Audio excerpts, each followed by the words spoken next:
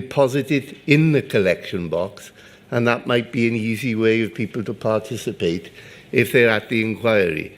Obviously, if they're not at the inquiry, I would still encourage them to use all the other available means of participating.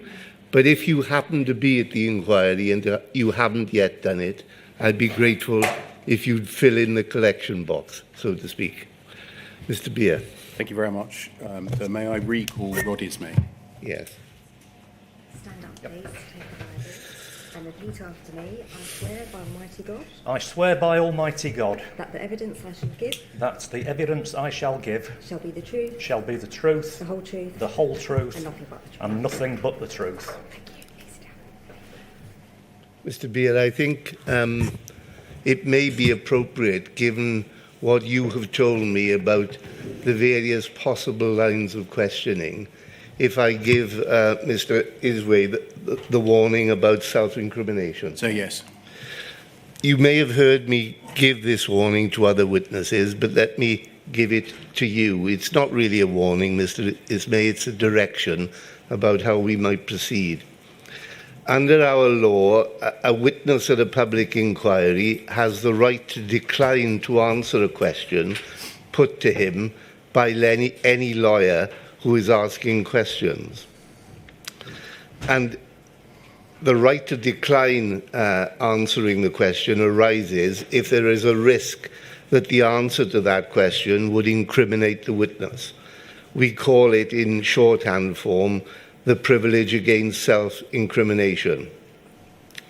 I've decided that fairness demands that I remind you of that privilege before you resume your evidence. However, it will be for you to make it clear to me that in respect of any question put to you, it is your wish to rely upon the privilege against self-incrimination. If, therefore, any questions are put to you by any of the lawyers who ask questions, or for that matter by me, which you do not wish to answer on the grounds that the answers might incriminate you, you must tell me immediately after the question is put. At that point, I will consider your objection to answering the question and thereafter rule upon whether your objection should be upheld. Are you represented by a lawyer here today? Yes.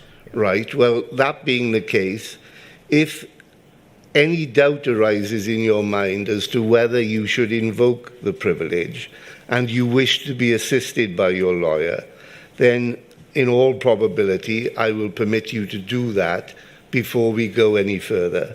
But again, you must tell me that you wish to consult with your lawyer so that I consider whether that's appropriate in the circumstances. Do you understand all that, Mr. Understand. Ismay? Yes. Thank you very much. Thank you. Mr. Beer. Thank you, sir. Good morning, Mr. Ismay. As you Good know, morning, Mr. Beer. I ask questions on behalf of the inquiry. You last gave evidence before the inquiry on the 11th and 12th of May 2023, nearly a year ago to the day. You've kindly since provided a second witness statement dated the 10th of April 2024, which is 48 pages long. It should be in front of you in a hard copy. Can we turn to that, please? Its URN is WITN 04630200. And if you turn to the 48... It says 0100 on it. That's the wrong witness statement, then. Oh, that's the first witness statement. Right. Oh, OK. Yep, got you. 0200, yep. Thank you. If you turn to the 48th page, please, Yep. you should see a signature. Yep. And is that your signature? That is my signature, And are yes. the contents true to the best of your knowledge and belief? Yes, they are. Thank you very much. That can be put to one side. OK. I'm going to start, Mr. Ismay, with what might be a significant topic, deal with that, and then deal with issues chronologically. The first topic is the extent to which the Post Office was aware in July 2013 of the 3 bugs referred to in the second site interim report. Okay? I think you know that the second site interim report of the 8th of July 2013 referred to 3 bugs in Horizon: the receipts and payments mismatch bug, the suspense account bug, and the calendar square or Falkirk bug, correct? I can certainly remember through all the documents the first two of those bugs that you've mentioned. I remember the name of the third one from the other matters. I couldn't recall that those three items were in second site's report, but I've come across all three of them mentioned in the documents, yes. Okay, in fairness, the third bug wasn't named as the Calendar Square or Falkirk bug in the report. It was referred to as a third bug. Right, okay. Yeah, I'm familiar with lots of correspondence that refers to two bugs and talks about a 62 and a 14, yes, which are the first two of the matters that you mentioned there. But in any event, you know that the second site report referred directly to the first two, the receipts and payments mismatch bug and the local suspense account bug. Yes. Thank you. I want to look at some material, please, exchanged shortly before the publication of the report about knowledge within the post office of those bugs. And can we start with poll 3060572? And it will come up on the screen for you.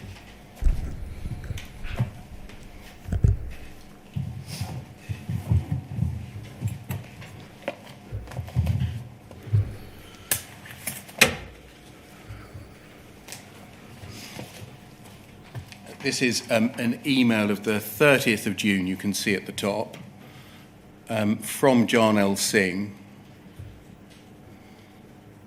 And then underneath the date, the two list, Hugh Flemington, Olwyn Lyons, excuse me, Mark Davis, Roderick Williams and Leslie Sauce. You're not a copyee on this, yes?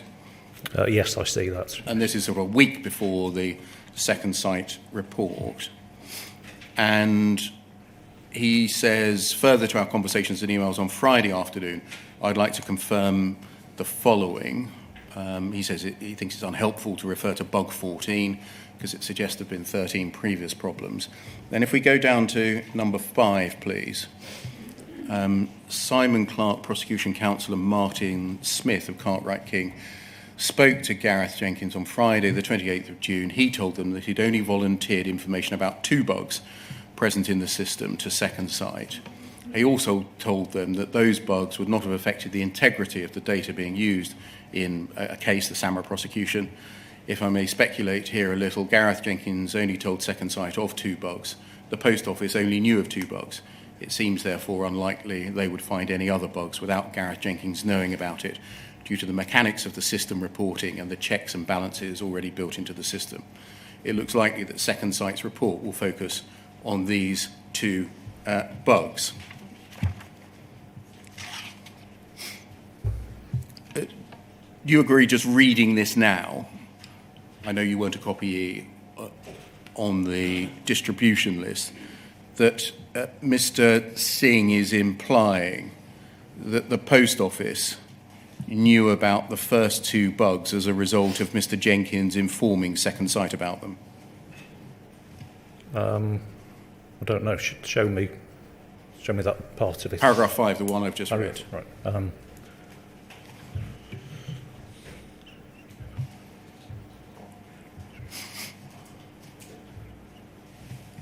Well, he's certainly saying that Gareth Jenkins has told second site of the 2 bugs.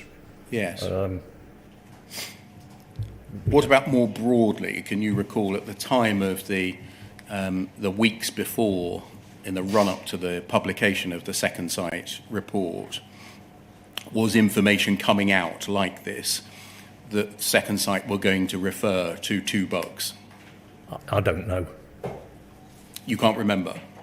Yeah, I can't remember, and I don't know whether that was coming out. My recollection of involvement in it was various spot reviews that had some questions wanting some kind of subject matter expert input that myself and my team would have come forward with.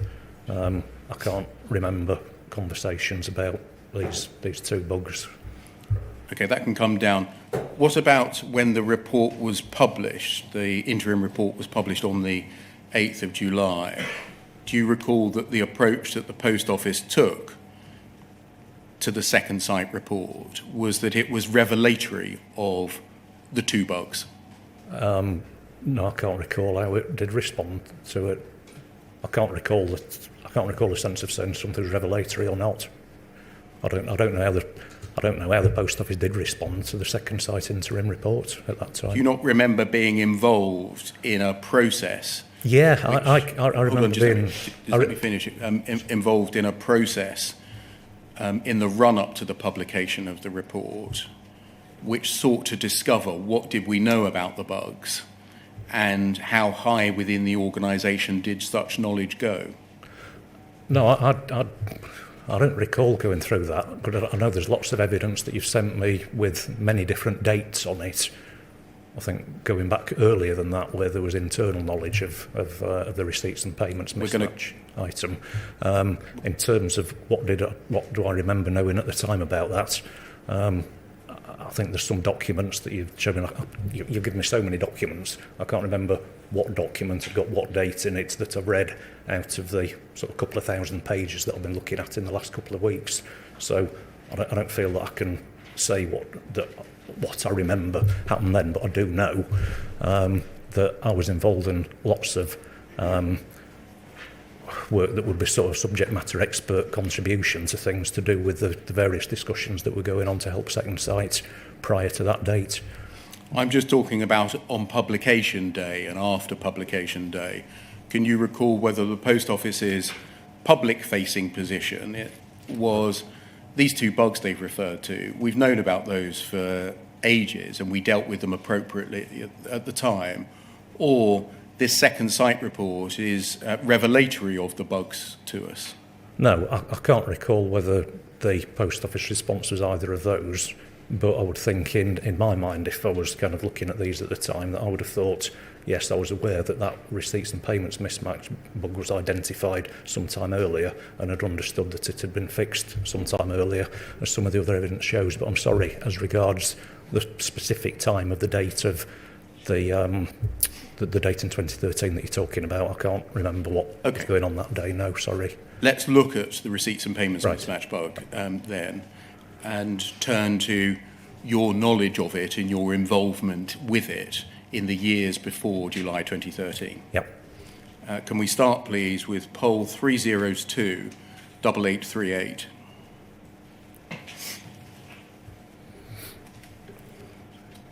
This is a document with which we are very familiar, and I'm therefore not going to take the inquiry through it.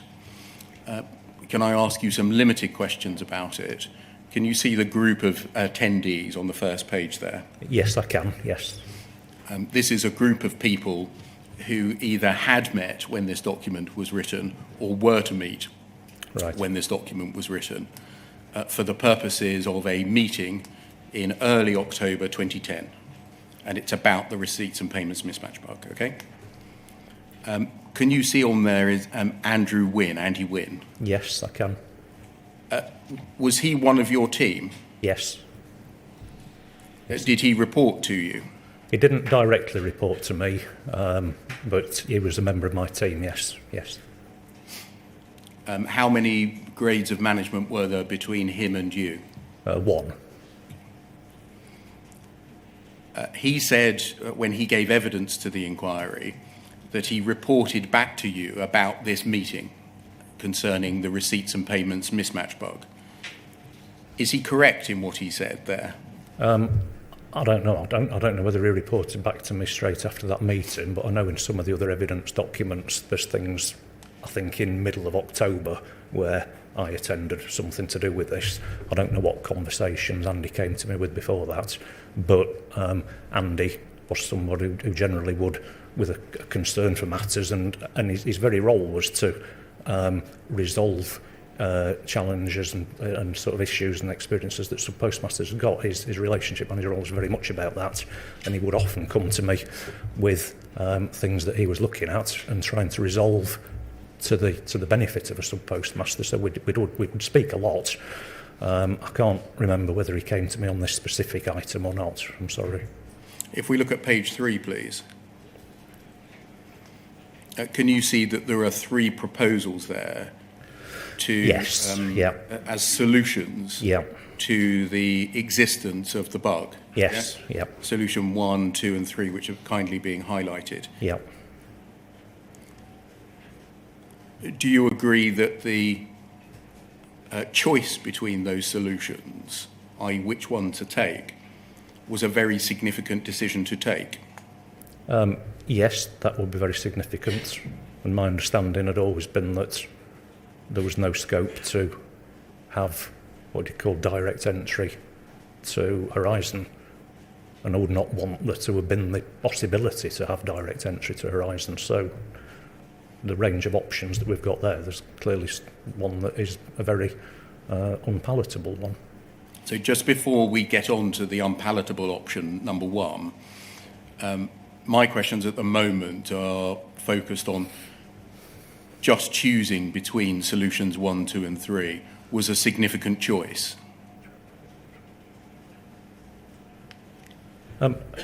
Yes, there was a significant, yeah. And the kind of thing that Mr. Wynne ought to have come back to you on.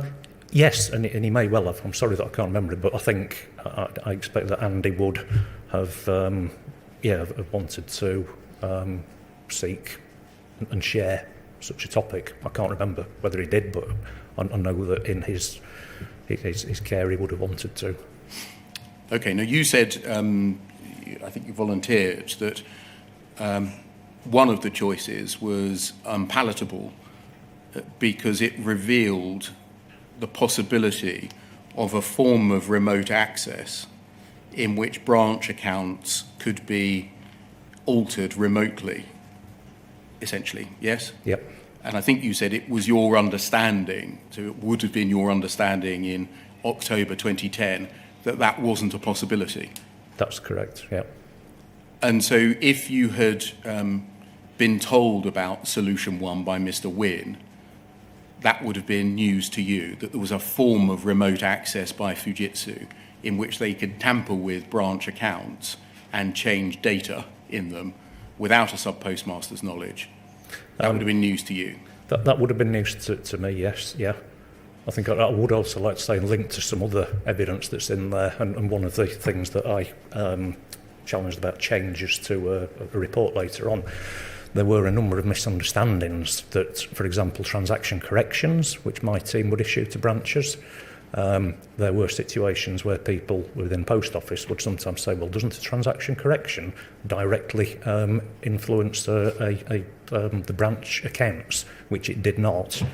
But there were misunderstandings about some other things, and therefore, that there had been that thing that's, I think it's in the Zebra report, a suggestion of product and branch accounting having direct access to branches' accounts, which it did not, because we just issued TCs for a branch to accept.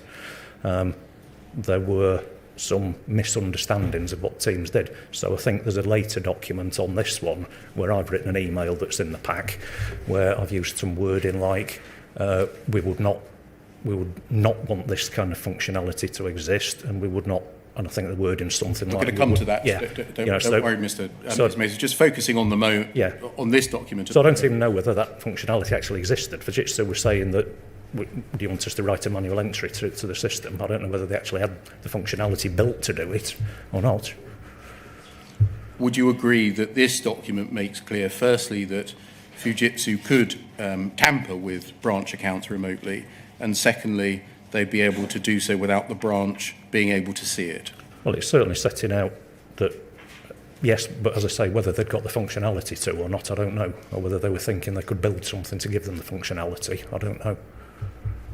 This doesn't speak about it conditionally. No. If Fujitsu have this facility, then they could do this. No, it you're speaks right. as if they could do it. Yeah, this doesn't speak to conditionality. The other document that you've said you're going to come to later on does have an element of conditionality, and that conditionality would have come out of sort of correspondence discussions and things that IT had said to me about the system. So if Mr. Wynne had either shown you this document or told you about Solution 1, by October 2010 you had knowledge, would you agree, of a form of remote access by Fujitsu which could change branch data without the knowledge or agreement of a subpostmaster? Yeah, this document, if I've seen this, would have alerted me to say that Fujitsu... Thank you. Yeah. Can we move on then, please? Poll 305 5410.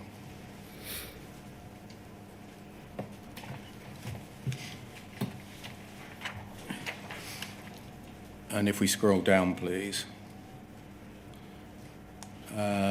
You're not included on this chain.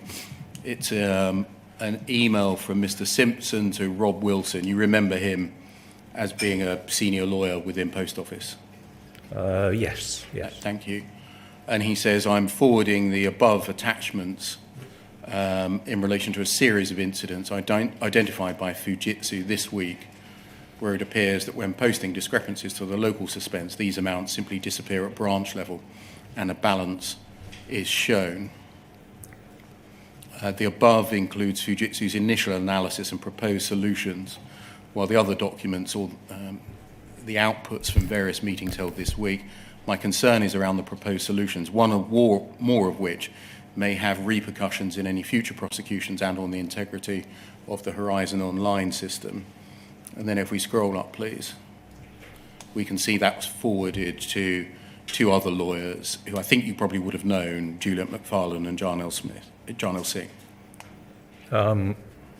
Well, I recognise the names now from the documents. Yes, John Ale, I knew his name from when I was there. I don't recall Juliet's name, Okay. but yes. Yeah. One of the documents, the first one, the receipts and payments notes, that's the document I've just shown you. Okay? Can you see the attachments there? Right, that was the document we just That's the documents we've just Okay, looked at. And the other one is a document called Lost Discrepancies and was a report prepared by Mr. Gareth Jenkins about the receipts and payments mismatch bug. Right. Did any of those three people, Rob Wilson, Juliet McFarlane or John L. Singh, get in touch with you around this time, 8th of October 2010, after they received this email about the bug and the implications for the integrity of the Horizon system and prosecutions? I can't remember any of them coming to me at that time. Yeah, given that one of your team, Andrew Wynne, had been in the meeting, none of them, so far as you recall, got in touch with you? I can't recall them getting in touch. I'm sorry if they did, but I can't recall them. We saw on the last occasion that you gave evidence that you were quite extensively involved in administering and in making decisions about disclosure in the Misra case, about whether an expert would have access to the premises in order to view documents or conduct tests. Do you remember that? I remember that topic. I wasn't involved in issues of disclosure. What I got and the questions he asked before were that Andy Wynne had come to me with a message third hand from somebody else who'd said that somebody wanted to come and do a visit to Chesterfield. The question in the previous witness session was along the lines of why was I not happy about that, because that was the narrative that Andy Wynne had used, and I replied that there were so many reviews going on in the products and branch accounting team for business efficiency, pre-Royal Mail separation, loads of things going on. I wasn't excited about the prospect of another visit coming in, and this was a defence expert. Yeah, it was proposed to come in. So I wasn't. So I don't think that I stopped another expert coming in. I wasn't happy about the prospect of somebody else coming in, and that was the question before. But as we had an extensive dialogue on that before, that I think if the Post Office lawyers had agreed with another party that review should happen, then that visit needed to happen. But no, I did not get. I don't recall. I don't think anybody came to me to say from the legal team, this visit needs to happen. I got a third-hand message that came via Andy from somebody else, which didn't excite me at the idea of another review, as I say, when we'd got pre-privatisation, lots of reviews going on. So I don't think that I blocked a visit. Okay. Well, I don't think that I was involved in disclosure either. Disclosure wasn't for me to be doing disclosure. Okay. You had some involvement in the Misra case, to the extent you've just described. I don't think I'd got any involvement other than that third-hand message that somebody wanted to make a visit. And I'm just asking at the moment, given that Andy Wynne was one of your staff, and had been present at that meeting, the early October meeting, and given that you had some involvement in the Misra case, did any of these three come to you when they received documents about the Misra or potentially about Misra's case and the receipts and payments mismatch bug? Right, so I can't remember them coming to me, and given the quality of drilling into documents, I'm sure that if they had, they would have emailed me and you would have found such an email, but I can't remember them coming to me. Can we look, please, at poll 305 5418?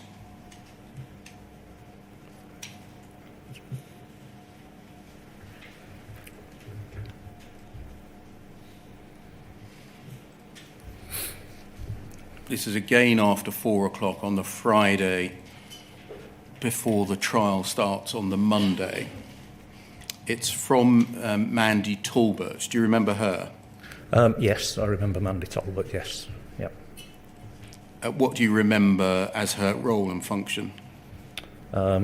She was some sort of, I don't know, head of legal. She was either a post office or Royal Mail senior lead on some aspect of legal activity. I can't remember whether it was criminal or civil, but yeah. We can see it's an email at 9 minutes past 4 on that Friday afternoon to Mr. Singh and copied to Mike Granville and to you. What function did Mike Granville perform at this time, October 2010? I don't know that exact date, but my recollection of Mike's role was that he'd got a stakeholder relations role, which would have worked with, what do you call it, BIS, or one of the government departments that would be the shareholder, I think, for Post Office. So I think Mike's role was in regulatory relations and links with that department. Now, we know from other evidence that shortly after this email is sent, Mr. Singh either prints out or somebody using Mr. Singh's login details prints out the attachments to the email that we've just looked at. Do you understand? Right. Detailing the receipts and payments mismatch bug. Right. So shortly after this. This email says, Mike and Rod, either pair of you as copyees, are also very interested in any developments at the trial next week which impact on Horizon. You promised to let me know if anything unfortunate occurred in respect of Horizon. Please can you copy Rod and Mike into any messages? Incidentally, I assume you've briefed external relations. Can you let us know who you've briefed? Because Mike and Rod may wish to have input into any story relating to Horizon. They may give you a call on, and then a number, for an update. Incidentally, Postmasters for Justice met with the Minister this week and were accompanied by Izzy Hogg and the lady from Shoesmiths. You see there it says, you promised to let me know if anything unfortunate occurred in respect of Horizon, following you being very interested in developments at trial next week, which may impact on Horizon. Were you very interested in developments at the trial of Seema Misra? I think that this follows on probably a couple of months after the report that has become known as the Ismay report. And there's other The 2nd of August 2010 report. Yeah, so this is like, what is this, 2 or 3 months after that. So probably in light of having compiled that report, I probably did have kind of a focus on, well, there's some other things being said here. Why does that follow? That you'd written a report that you told us last time, Yeah. Consistently with your instructions from David Smith, Yeah. was to present one side of the coin on Horizon's integrity. Why would you be concerned with whether there existed another side of the coin? Right, so there were several things and some other examples of evidence here where I've been asked to input to other articles, responses to articles. So the number of times that people were approaching me for input, I would probably wanted to be abreast of what was happening because I seem to have been approached for all sorts of things. In respect of that report, I would like to just clarify, in my witness statement, I didn't say that I was asked to do a one-sided report. under intensive questioning, I did respond that it could look like a one-sided report, but to be clear, my recollection wasn't that Dave asked me to produce a one-sided report. My recollection We've got a recording of what you said on the last occasion, But which has been transcribed. You haven't given evidence on oath. Are you changing your evidence? No, I'm not changing my evidence, but what I'm saying in my evidence, I've said that I was approached for the reasons for assurance, given that Dave had evidently seen questions being asked about Horizon and would have been saying, well, why does the organisation feel that Horizon works? What's the reasons for assurance?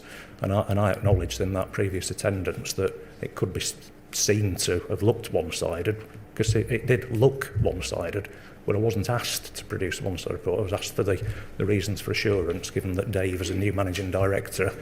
Okay, we're getting a bit distracted. I'm asking you why 3 months after then... 2 months after then, you had a continuing interest on any developments that might impact on Horizon. I think just because I was so often being approached for things about it. Were you seen as something like the go-to guy on defending Horizon? No, I think I was seen as a subject matter expert about branch accounting processes, and was approached regularly for that, just in the way that through the second site process, I or my team were the subject matter experts on things, and so were approached regularly with questions. Were you not very interested, in fact, to see whether anything came out at the trial that undermined your one-sided, your myopic report? I don't think so.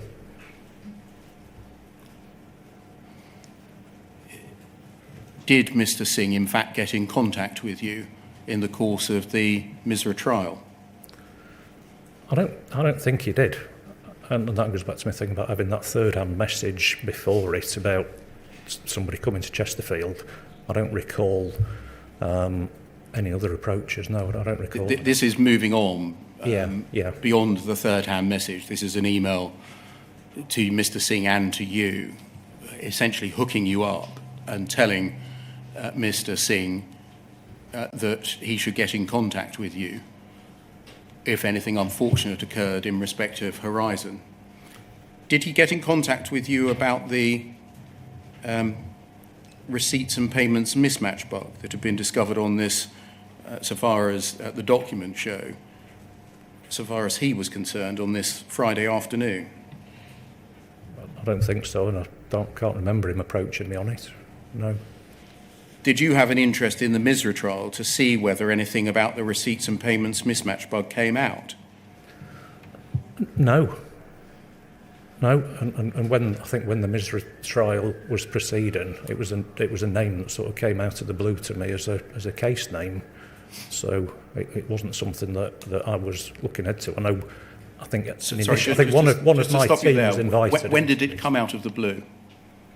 Well, I don't know, but the case with the request about can somebody come to Chesterfield, the third-hand thing came out of the blue, and the date that happened was on whatever the correspondence was that we've had from Andy Wynne in the previous pack. So, would you agree that if this is right, you maintained a continuing interest in Horizon, and in particular an interest in the SEMA Misra trial? I think because I was approached so often, as I say, as a subject matter expert on stuff, I was probably interested in Horizon. I don't think that I was, and then this is no disrespect to the individuals in that case, because the outcome of all the cases is awful, but I don't think I was kind of looking at that specific case for any reason, no. In the third line it says, can you let us know, Mr. Singh, who you've briefed, because Mike and Rod may wish to have input into any story relating to Horizon. Was that correct, that at the point of the Misra trial you wanted to have input into stories relating to Horizon? I don't know at that exact date, but clearly there's a number of things where I've had an input into either complaints or responses to articles in the press, which we've seen elsewhere that you might come onto in some other items. So I have, and other evidence shows that I have had some input into some responses to articles. I can't remember at this particular date whether I wanted to. Were you seen at this period of time as somebody who should have their hand on the post office tiller, guiding what was said and not said about the Horizon system? No, I don't think so. Why would you want to have input into stories relating to Horizon? Well, I was seen with the product and branch accounting back office finance role as often having a subject matter expert view on things to do with Horizon. Can we move forwards, please, to November 2010, the following month, and look at poll 00294684?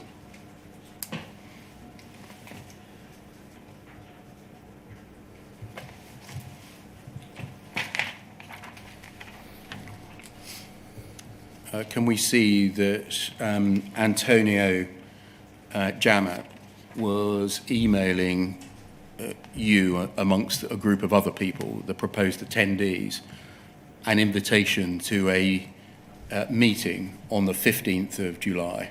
Yep. And the subject was to be the receipts and payments resolution. Can you see that under subject? Yes. Thank you. I can see the bit to resolve discrepancies generated by branches, and I can see the attachments called receipts and payments, yeah. And if you just look at the subject line, which is highlighted about 5 in. Oh, sorry. Receipts and payments resolution. Yeah, no, I've gone further down, sorry. Yeah. And if we just go over the page and scroll down, the message concludes in the penultimate paragraph. We're looking for you as senior stakeholders to agree an approach as a way forwards. Yep. Go back to the first page, please. Those proposed attendees, would you agree that they are, you included, senior stakeholders? Well, they're all part of the management, not directors. Many of them aren't reports to directors, but they're probably senior managers in different parts of the organisation, yes. So a fair description as senior stakeholders in this issue? Yeah. Thank you. It says, as you said, the aim of the meeting is to discuss a working group proposal to resolve discrepancies generated by branches following a specific process during the completion of the trading statement. And then if we go over the page, please, we'll see a series of solutions set out, 1, 2, and 3, which I think you'll recognise. Yes. They were in the previous document, weren't they? Yes, they were in the October 2010, the month before document. Yep. For the meeting at which Andy Wynne had been present. Yep. Yes? Yep. And you'll see that solution 1 is presented in exactly the same way, yes? Okay. Yes? It looks like it. And so by this time, if Andy Wynne hadn't drawn your attention to that record of the meeting or told you about solution 1, Yep. you were, at this time, would you agree, fixed with knowledge that Fujitsu could tamper with branch accounts remotely and that they could do so without the branch being able to see it? Yep. Looks like I was specifically being approached. Yes. There, yeah. And those facts, you agree, blew a hole through your ISMAE report of the 2nd of August 2010, in which you said there were no backdoors in the Horizon system. That. Yeah, so what did you do about it? Well, I didn't issue a new report. But why not? because I hadn't been asked to, and as I've put in the comments at the end of it, I think we didn't have a terms of reference for it. I was asked to, at short notice, to produce reasons for assurance for the system, and it was a one-off report. Yeah, you knew you had new information that showed that a significant part of your August 2010 report was wrong, didn't you? Yes, I can see this does show that part of that report was wrong. A significant part of the report was wrong. And there are no backdoors in Horizon. Part was just wrong, wasn't it? Yep. And so why didn't you do anything about it? Well, because evidently lots of people were aware of it from this, and I wasn't tasked with doing an ongoing updated report. As you can see from the annual appraisal document that we've got in this pack, you can see the number of things that I was involved in, of which this is a very small part of a wide range of things. And so, in hindsight, absolutely in hindsight, I wish I'd done something to respond to this. But at the time, with loads of competing pressures, sadly, this one didn't lead me to do what, in hindsight, I would wish I would have done to have responded to it. But I was doing many, and I know this won't satisfy subpostmasters impacted by all of this, but I'd got loads and loads of different competing priorities, pre-privatisation going on, and efficiency reviews in my team, and so sadly, I didn't do something on the back of this. I wish I had, but I didn't, and I was exceedingly busy with loads of other competing priorities. Or was it that you were happy for your myopic report to stand that said there were no backdoors into the Horizon system? No, I think I'd moved on from that report. And I wouldn't have called it a myopic one. I realised looking at it, it does look like that, but it wasn't intended to be. There are no records that we've got, I think, of the decision that was made at this 15th of November 2010 meeting. Do you know which solution was adopted? No, but I know that there was a letter that in the end I was asked to sign that went out to affected branches. I don't know whether it was this issue. So if I get my numbers right, and forgive me if I get my numbers right, but I think this was the one that we talk about as affecting 62 branches. Yes. There was an issue that affected 14 branches. I know I did sign a letter that went out to affected branches to explain how whichever of those issues was resolved, and I don't know if it was this one or the other one, or whether I might even have been involved in a letter to both situations. But Thank you. I'm surprised that's not appeared as a document somewhere, that letter.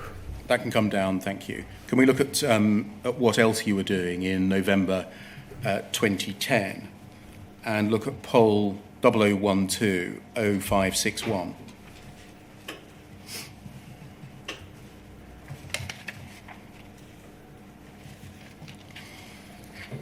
This is an email from Mr. Granville, who at the footer gives his job title as Head of Regulation Strategy. Right. If we just go back up to the top. Yep. So same month, about a fortnight after that meeting, to, amongst other people, you and Paula Venables. The subject is an update on JFSA and Horizon issues and an urgent response needed for, that's the Department of Business Innovation and Skills. There's an attachment which is a response to the Department of Business and Innovation and Skills for them to reply to JFSA. And Mr. Granville says he's sending this note around to provide an update on the issues related to JFSA and to ensure concurrence with the line I'm taking back to Business Innovation and Skills. By way of background, this is just by way of context for you. You will all be aware of the allegations that the JFSA has been making about the integrity of the Horizon system and the associated processes that the Post Office uses in terminating contracts. There have also been various legal cases relating to individual sub-postmasters being prosecuted for theft or false accounting, where the JFSA have had some kind of involvement. The most recent being Misra West Byfleet, where the ex-sub-postmaster was recently found guilty of theft. As you're also aware, Channel 4 were also looking at the subject in the summer, although nothing has come of this yet. Our approach throughout has been to robustly defend the integrity of the Horizon system. So that's the background. And then Mr. Granville says, however, the Department of Business Innovation and Skills continue to be interested in this issue. They've had a succession of MPs writing into the Minister on behalf of constituent sub-postmasters referencing the JFSA's allegations, and the JFSA have also written directly to the Minister on several occasions. As a result of this pressure, back in September, Ed Davey agreed to a meeting with the JFSA, and whilst at the meeting the Minister listened and didn't commit to any actions, the Department of Business Innovation and Skills thereby maintain an involvement in this issue. And then this, as a result of this, and to follow up the Department of Business and Innovation and Skills meeting with the JFSA, Mike Whitehead recently met with Rod Ismay, Lynn Hobbs and myself and went through some of the points that JFSA raised at the meeting with BIS, plus a few of the more recent MP letters that had been received on the subject. Is that right, that you recently met with officials from the department and went through points raised by the JFSA about Horizon? I can't remember meeting with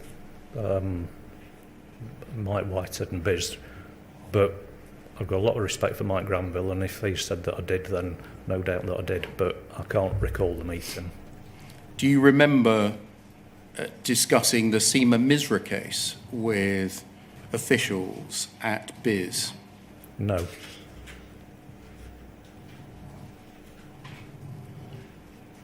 How was the Misra case viewed by Post Office at this time after she had been convicted and sent to prison? I don't know. Was it not seen as a great victory which vindicated the robustness of Horizon? I don't know. I know that in some of the other evidence documents there's been some things that rightly, and in other hearings, people have said, well, wish I hadn't said that. There's been various congratulatory emails went round after it, I think, but I don't know how it was judged now. Remember those answers for about 20 minutes' time, Mr. Ismay. Can we scroll down under response? Second paragraph under response. However, the key point I'd like to draw to everyone's attention is that BIS are looking for general lines to go back to the JFSA. BIS accept the Post Office's assurances about the integrity of the system. Just stopping there, was that your state of understanding at the time, that the government was accepting assurances given to it by the Post Office about the integrity of Horizon? I don't know what the government was accepting at that time. I did a report that I understood was for internal purposes to Dave Smith. I can't remember meeting with BIS, but I certainly don't know what government's perspective was on it. Evidently there were senior people who were meeting with these departments, but I can't recall meeting with them.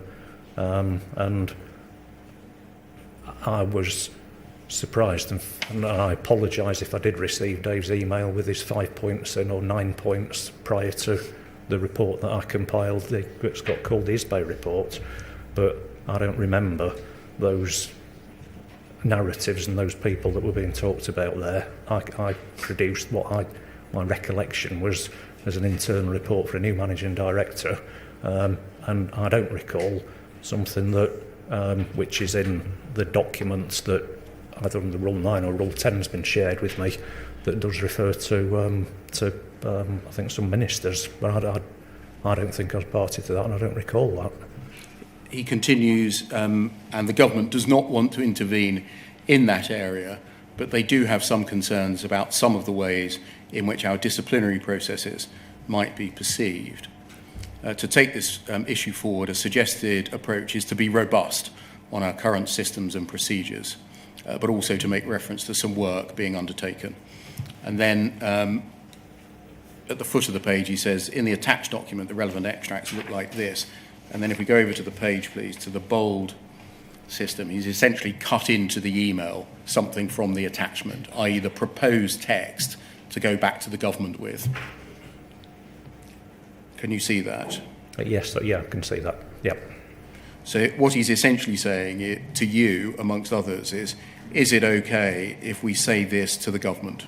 Yes? Yeah, yeah. The Horizon system and accompanying contractual processes remain fully robust. Their integrity and sound basis have been demonstrated over many years. They've underpinned the provision of effective and sustainable service to post office customers. Post Office refutes the unsubstantiated allegations made by the JFSA. Would it be fair to describe that as the usual line, that Post Office say that the system is fully robust? Well, I think so, yeah, yeah.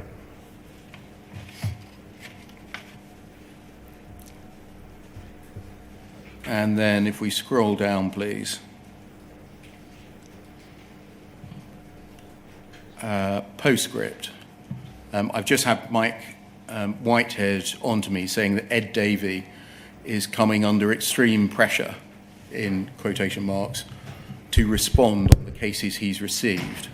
I will send to Mike the extract of the information in the attached document on the 3 specific cases referred to us by Biz, but I know he'll come back to us asking for something on the way forward. If we can look, please, at the document that's attached relating to the 3 specific cases. And can we look at page 7, please, of this?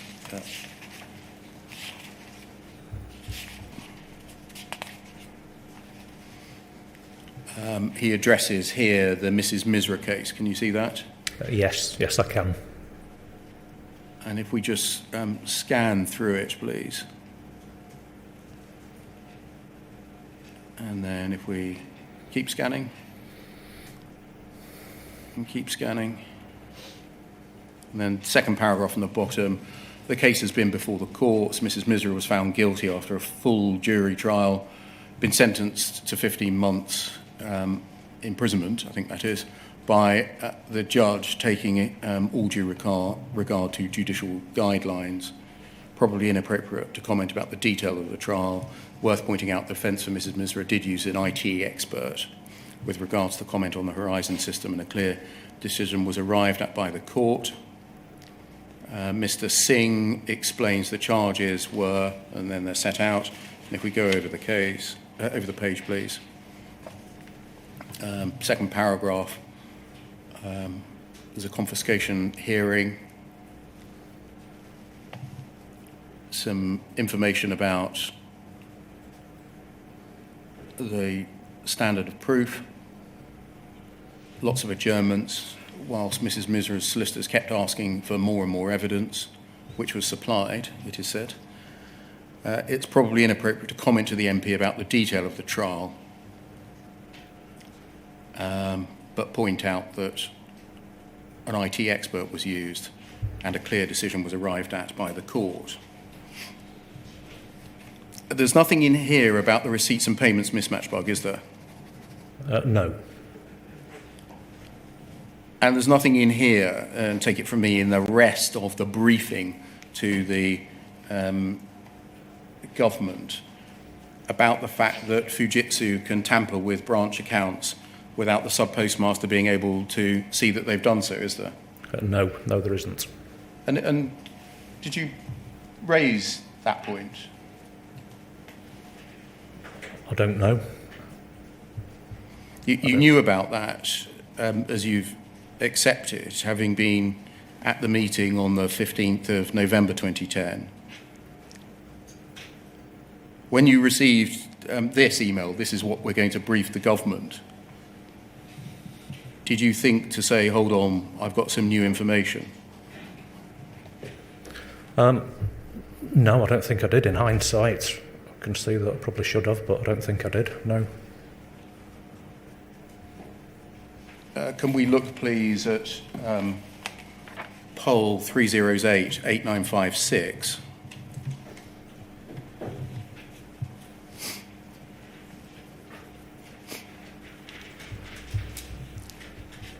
This is an email exchange in the next month, December 2010.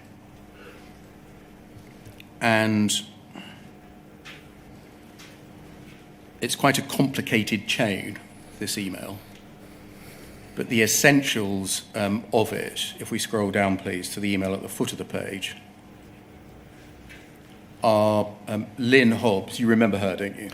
Yes, I do. What function did she perform? She was some sort of a leader within the post office network team. Is emailing John Breeden. Yes? You remember him? Yeah. Can't remember his National exact Contracts title, Manager but- for Oh, yeah, North. yeah. And saying, this is the last email exchange I had with Mike Granville about the BIS meeting. I think that's the one we've just referred to. The attached documents were what Mike was proposing sending to BIS, and I commented as below. I'm also forwarding two further emails, one from Rod Ismay, which is the final report he produced. And then over the page, please. The second from Mike Granville with a document that was sent to BIS in advance as a briefing. And then, can you see she's cut into the email there? Yes. An email to you. Yes? Yep. Which looks to have been written either, as I think we established on the last occasion, before your report was finalised or after your report was finalised, but most probably before. I don't know, I'd say it was most probably before my report. I would think that this email probably related to that thing where you've showed me a table that was undated, but a meeting in the 15th of November. So now, I looking at this, I imagine that Lynn was probably, one of her team was perhaps at that meeting and had said to Lynn that that was one of those three options that came up, but they were after my report. They were not before the Ismay report. You told us on the last occasion that this email here that's cut in to this email chain was a really important statement because it was explaining that things could be written into the branch system, which you had said in your report could not happen. Yeah. And so this statement here from Lynn Hobbs undermined your report, yes? Looking at it now, yes, I can see that undermines my report. You agreed on the last occasion that your report was founded on the incorrect assertion that branch systems could not be amended or written into remotely, and it ought to have been corrected, yes? I did say that that report was written before this, I think, and at the time my understanding was that there wasn't remote access when I did that report that's become known as the Ismay report. Yes, looking at it in hindsight, I might wish that I'd revisited it, but I was asked at short notice to produce a report with a load of other competing priorities going on, and didn't produce the report, wasn't asked to produce a report. I'd just been asked to produce a one-off to help Dave understand the other context of if he sees these allegations in the press, what are the other reasons why people think the system works. And so I think you agreed on the last occasion that your report was founded on a false assertion that ought to have been corrected in the light of this email here if this was received after you'd written your report. Well, in hindsight, yes, it would have been probably helpful to have notified people that this other matter's come to light that wasn't in there. But in the context of everything that I was doing, I don't think it occurred to me to do that at the time. A bit beyond helpful, maybe essential? Yeah. Can we look, please, at, and this is a document we didn't have last time, Poll 0012-0475.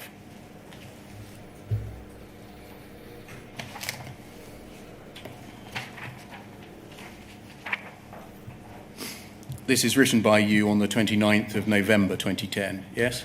Yeah, this is the one that I referred to earlier. Yeah. Yep. And you say this note is to respond to some recent concerns about data during branch balancing processes. It's draft as yet to ensure it makes sense to those not so closely involved. The issue is sometimes known as the receipts and payments mismatch, yes? Yep. It has come up in some recent emails. There have been several business discussions about how to resolve it, and an option had been referred to, which, if adopted, would have led to adjustments being made direct in Horizon. That shows that you had clocked, you had realised, Yep. you had completely understood the significance of Solution 1, Yep. doesn't it? Yep. For clarity, whilst this was, for completeness, flagged as an option, my understanding is that it's always been rejected, as it would undermine the long-standing principle that all entries in Horizon be initiated or authorised by the branch. So it seems that you had an understanding by late November 2010 that Solution 1, essentially covert remote access, had been rejected. Yep. Yep.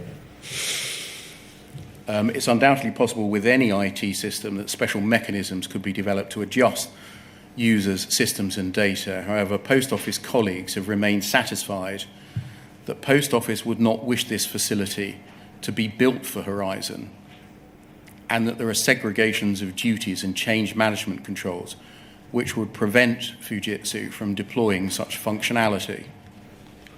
Dealing with A, why were you speaking about a facility being built if the documents, as we have seen, had revealed to you that the facility already existed? Well, the way this thing's written, like we used the word conditionality earlier, this is written as if at the time I'd got some perception in writing this that perhaps it hadn't been built, that it was an option that would require some build. Where had you get that perception from if the documents that we've seen that you were passed made it clear that there was no conditionality? It wasn't an if Fujitsu could do this, it would be a bad thing. It was they could do this thing. Well, I can only think that it would have come from a conversation with IT, but there was a lot of things that my team in the Finance Service Centre, or Product and Branch Accounting as it was called, there were a lot of things that for our own SAP system, we were always asking for things to be changed. And most things would always get aired as, well, you can do this, but we've got to build it. So I would have been quite used to a concept of being given a number of options, but all of them would have got a conditionality of, but we've got to do something to enable this thing to happen. But then you go on to B, that there are segregations of duties and controls which would prevent Fujitsu from deploying such functionality. Yes. That speaks as if the thing already exists, but it's tightly controlled. No, I think that's saying that in the Post Office change management processes, there was segregation of duties so that if you were trying to propose a change to something, there'd got to be independent approval of the proposal to do that thing. It doesn't say that, Mr. Ismay. It doesn't say that there would be, if this facility was built into it, segregations which would prevent Fujitsu from deploying it. It speaks as if it already exists, doesn't it? I think you could read it with conditionality or not, and I think that there will be people who look at it one way, there'll be people who look at it another way, and I think that the fact I've written this thing with conditionality in it must have meant that I'd got some feeling of conditionality when I was writing that, and as I've said, I've got lots of changes that I was often asking for my team for PolSAP systems, and there was always an element of conditionality of, yes, we can do A, B or C, but all of them are going to have to modify something and get approval to do that thing for it. So I was very used to being given options, all of which would require some action ahead of them. I know the narrative in here doesn't say that, but one writes what one writes, and in hindsight you can wish there was all sorts of things that you'd written into it, and I'm giving you the wider context of what I think would have influenced my thinking, and that wider context hasn't all been written in here, but this inquiry is trying to help to understand the wider context that things were written in. So I'm giving you that context of options always had some conditionality on the bill to them. I realise you can read it and say, Rod, it doesn't say that, but that is the wider context that change management process is operated in. If you're given 3 options, usually all of them need something to do with them. You carry on the specific R&P issue, receipts and payments mismatch issue, has arisen from a non-compliant series of user actions in branch. Yeah. So you're blaming the subpostmasters there, aren't you? No. I think what does that non-compliant series of user actions mean? Well, you'll see in the other documentation around the receipts and payments mismatch that there was a sequence of events that would trade in periods and balance in periods, which mean weeks and months, I think. You would expect to do a certain sequence of events to close down a period and roll into a new period. Non-compliant might be an unhelpful way of describing it, but branches knew what to do, or training should have helped branches to understand what to do for the sequence of events to close down your trading periods and roll into a new period. The analysis on this case, which is well documented in another piece of evidence, I think one that Gareth had written on it, shows that branches did something that was an unexpected routine, ignoring something and doing something different to what the routine should be that all the other branches were following, and which training material I think would have told people to do about rolling new periods. So this was an attempt, this email, wasn't it, to cover up your own, and indeed the Post Office's, knowledge of remote access, wasn't it? No, I don't think it was. Did you understand the importance of the remote access issue in relation to claims against or prosecutions of subpostmasters? Oh yeah, I understood it. If remote access existed, then I understand that that's a really bad thing. We don't want that. And I was very clear in future things as well, such as when we had an aborted tender for another IT supplier, that one of my inputs into requests for that was always there must absolutely not be an ability for remote access. Subpostmasters must be absolutely in charge of the creation of the entries that go into their system. I'm sorry you were in possession now of 2 sources of information. The Lynn Hobbs email and, at the very least, the meeting on the 15th of November that undermined the narrative that you've just described. But I don't know if it had been built. I don't know if the functionality existed. As I've said, my recollection of stuff was that there was always a conditionality of if something's not working and you've got to do changes for it, you've always got to do something to enable... Just stop there, Mr. Ismay, if you may. Yeah. Do you agree, A, that the document that was exchanged in October 2010 included no conditionality in it? That document didn't use conditional wording. Do you agree, B, that the 3 solutions that were set out in the email of the 15th of November 2010 included no conditionality in it? I agree that those documents didn't, but this one I've written, which would have come from conversations with IT, does include it. So I've got different documents in a similar time frame. But I'm sorry, option 1, which is where all this started with, was revealed at a meeting between Post Office and Fujitsu. Fujitsu must have said at that meeting, we can do it, i.e. access remotely in some form or another. Functionality had nothing to do with it after that, did it? Because they told you they could do it. When I mean told you, I mean told the Post Office. So whatever may have been chatted about in the IT department of the Post Office is completely irrelevant, because all they had to do was to recheck, if necessary, with Fujitsu, can we do it or not? But we should have gone back and said, so does this functionality actually exist? Because Fujitsu could have sat there and said, we can turn the screens orange. The screens weren't orange, but they could have sat there and said, we can turn the screens orange, and they would have had to do something to make them go orange. But, all right. Yeah. Okay, thank you. Well, just look at the top of the email, 4 paragraphs in. You say in the 3rd paragraph there had been several discussions about how to resolve it, and an option which, if adopted, would have led to adjustments being made direct in horizon. And then in the fourth paragraph, you say, whilst this was flagged as an option, it's always been rejected. Not. It's been rejected as an option because Fujitsu would have to build some functionality in the system to allow the very thing to happen. And we don't want that to happen, do you? You're saying it's there on the table, but we've rejected it as an option. Well, those words aren't there, but I don't know at the time whether that functionality did exist or didn't. It's clearly been said in there and referred to. Whether it needed building or not, I don't know. I don't know, and I'm sorry, I don't know. You knew that a sub-postmaster facing prosecution, if they knew about the possibility of such remote access, would be able to say to a court there's scope for doubt as to the cause of the alleged shortfalls in the system. They emanated not from me, but from the system, didn't you? Well, I wasn't thinking about disclosure, I don't think, in these things. I know a lot of this matter is talking about disclosure matters, but I was looking at internal control environments and things, not about what should or shouldn't be disclosed. Disclosure wasn't something that was my role, my responsibility in there. And so I wouldn't have been looking at these documents through a concept of, because I probably wouldn't have understood at the time, what are the requirements of disclosure.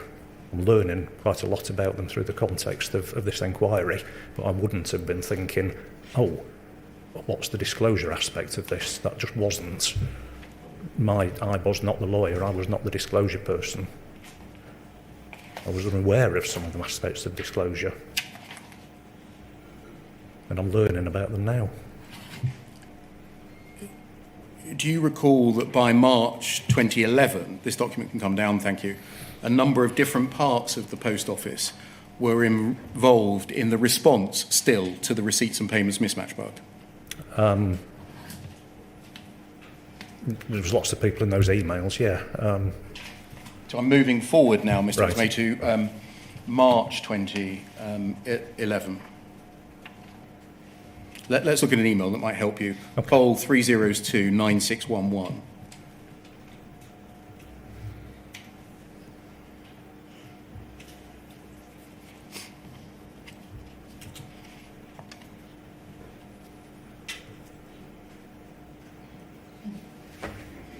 And if we look at the, you'll see at the top of the page there that this was a chain sent on to you in June 2013. And we're going to come back to that later because that's just before the publication of the second site report. Okay. I'm going to suggest in a moment that this is part of the backwards look Oh, right, okay. to see what we knew and who knew Right. about the receipts and payments mismatch bug. So you got this eventually. Okay. But if we go down, please.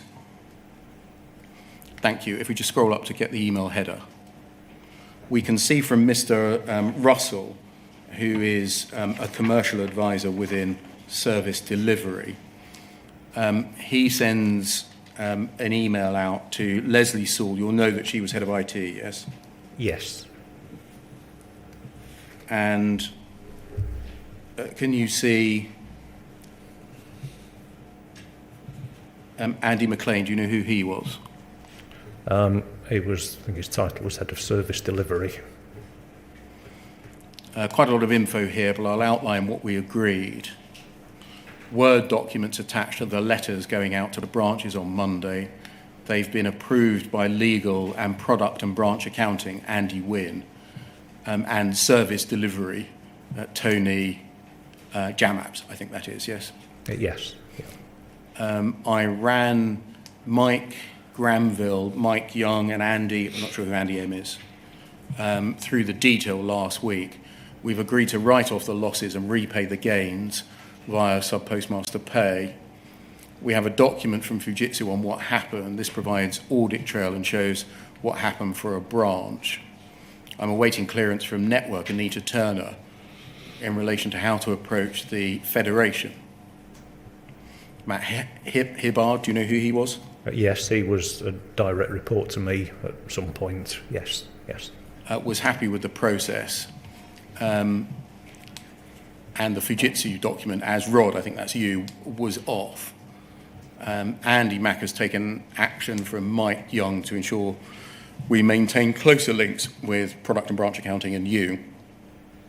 Tony is already working on issue management and how P&BA raise issues with service delivery. This will help service delivery formally to raise and resolve them with Fujitsu's.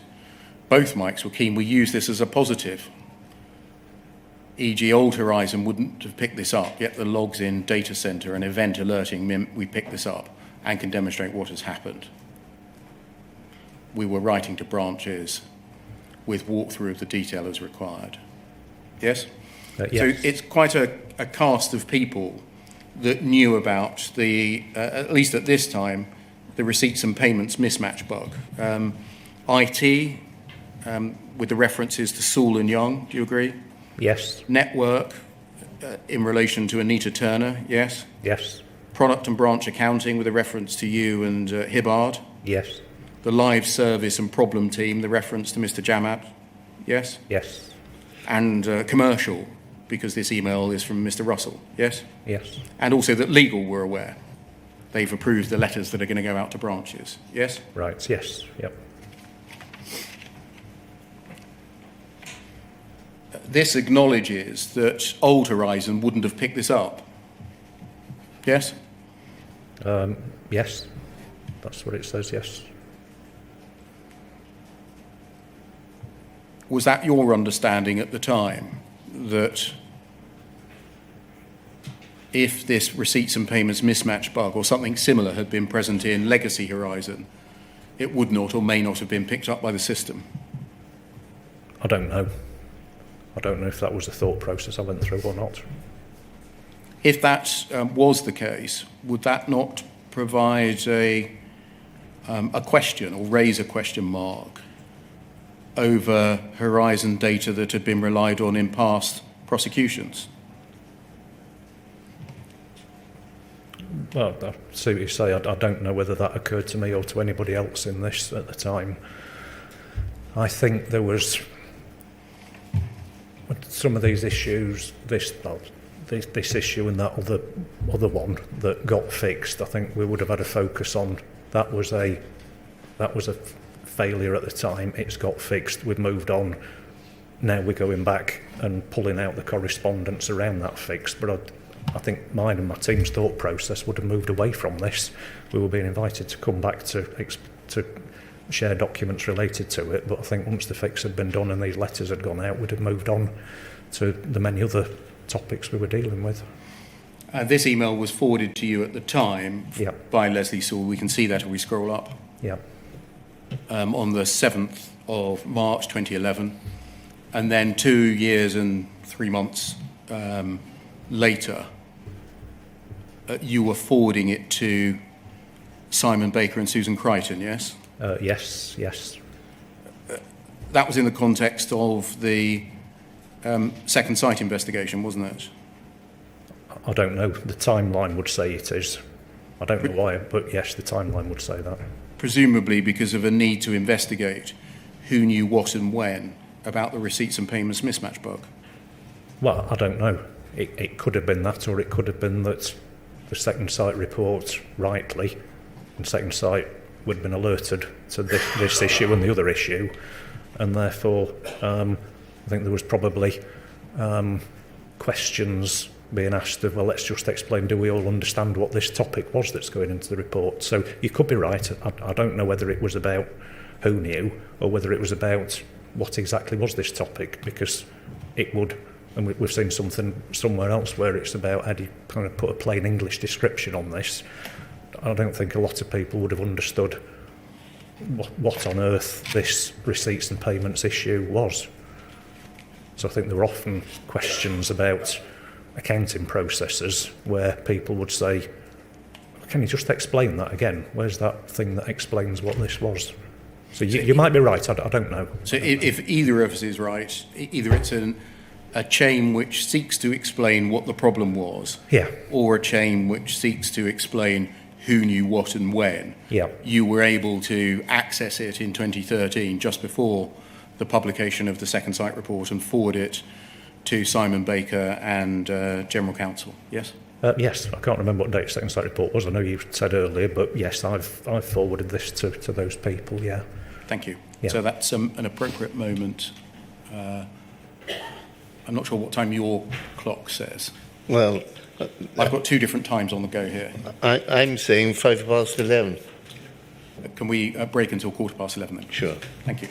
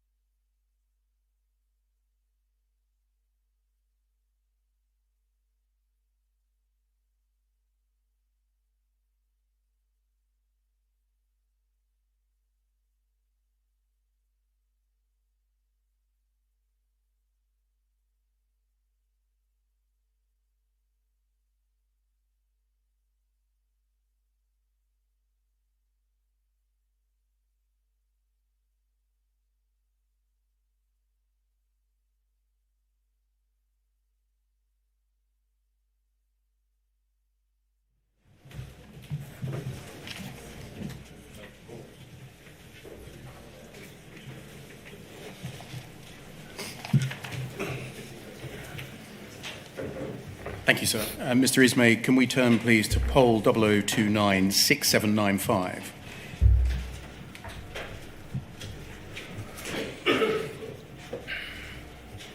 And we'll see that this is an email of the 28th of June 2013 from Andrew Wynne, forwarded to, amongst other people, you, with a couple of attachments, the receipts and payments notes, and I think an Excel document maybe. Yes?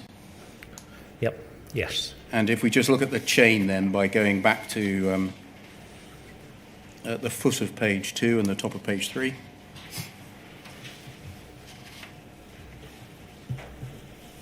A bit more, thank you. Andrew Wynne forwards on the 28th of June to the duty manager a document and says, I found problem, and then he gives a number which was assigned. Not sure if this is the problem or not from the description.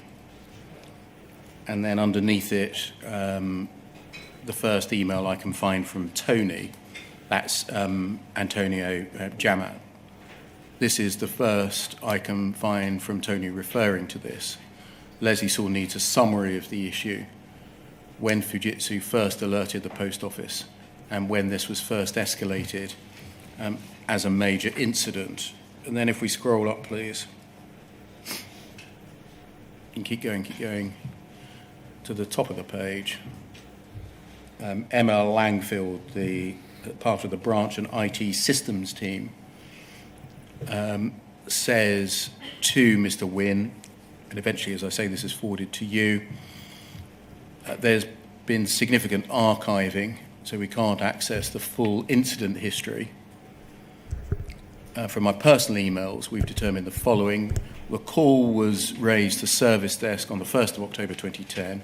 Initial conference call with Fujitsu and product and branch accounting was for discussion of the issue, and his assessment of the impact was scheduled for Monday the 4th of October at 1 p.m. This delay was due to details from Fujitsu on the issue being experienced needing to be shared. The incident was logged on Remedy Monday the 4th of October 2010 during the conference call at 1 p.m. Following on from the initial call, a follow-up was scheduled for 4 p.m. I would say the 1 p.m. call was a sense check of the information collated from Thursday the 29th of September, documentation of Fujitsu investigations created by Gareth Jenkins, and the Friday the 1st of October branch list. Tony and I agree the 4 p.m. call was the first initiation of the major incident process. Our reasoning being that from this, a working group was formed to manage the incident to resolution. And then she attaches some material. And if we scroll up, please.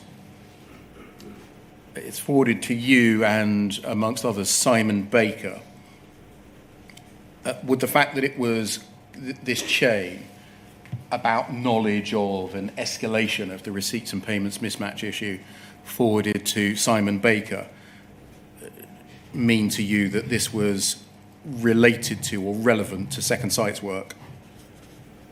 Well, I can't remember what Simon Baker was doing. I know of him, and I think he's in various other documents as part of Second Sight, isn't he? So I'm sorry, I can't remember out of the thousands of pages you've given me, but if Simon Baker was in the Second Sight work, then yes.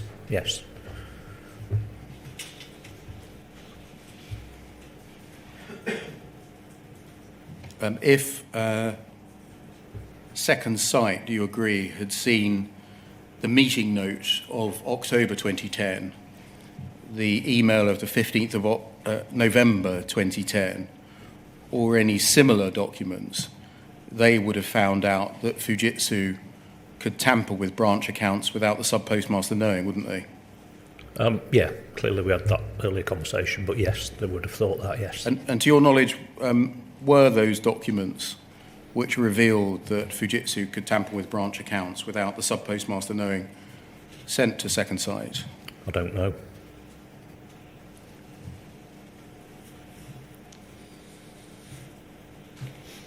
When you received this, did you have any responsibility for ensuring that the material was sent to Second Sight? No. Who had that responsibility? Well, I think that the relationship with Second Sight was being managed out of the legal team. Simon, if he's involved in it, may have come in as a project manager to assist in that. I was being involved from a point of view as a subject matter expert responding to things like the Suspense accounts, which we may well talk about, and some of the spot reviews.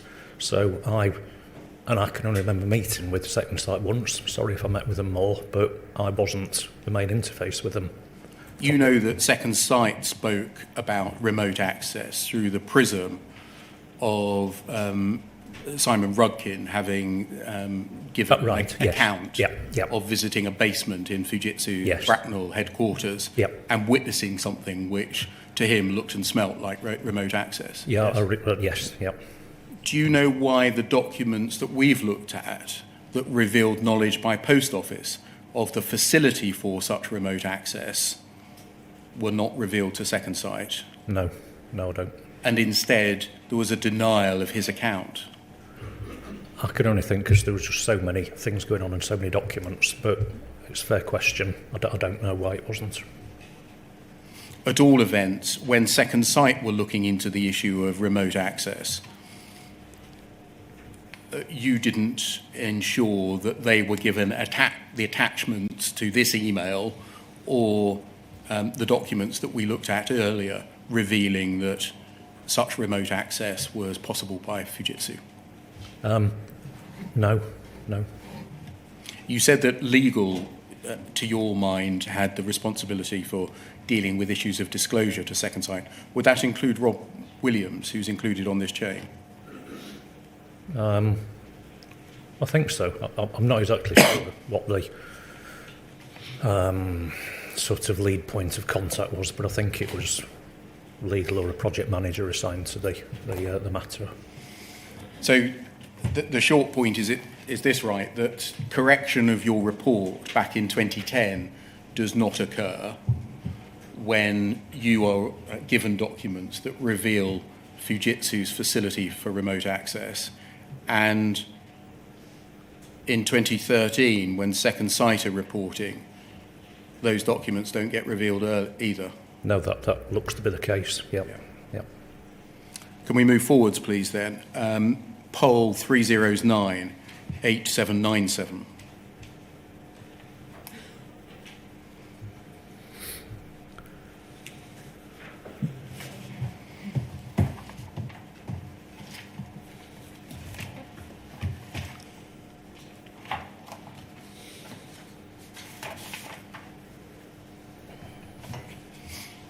Thank you. And can we look at the second page, please?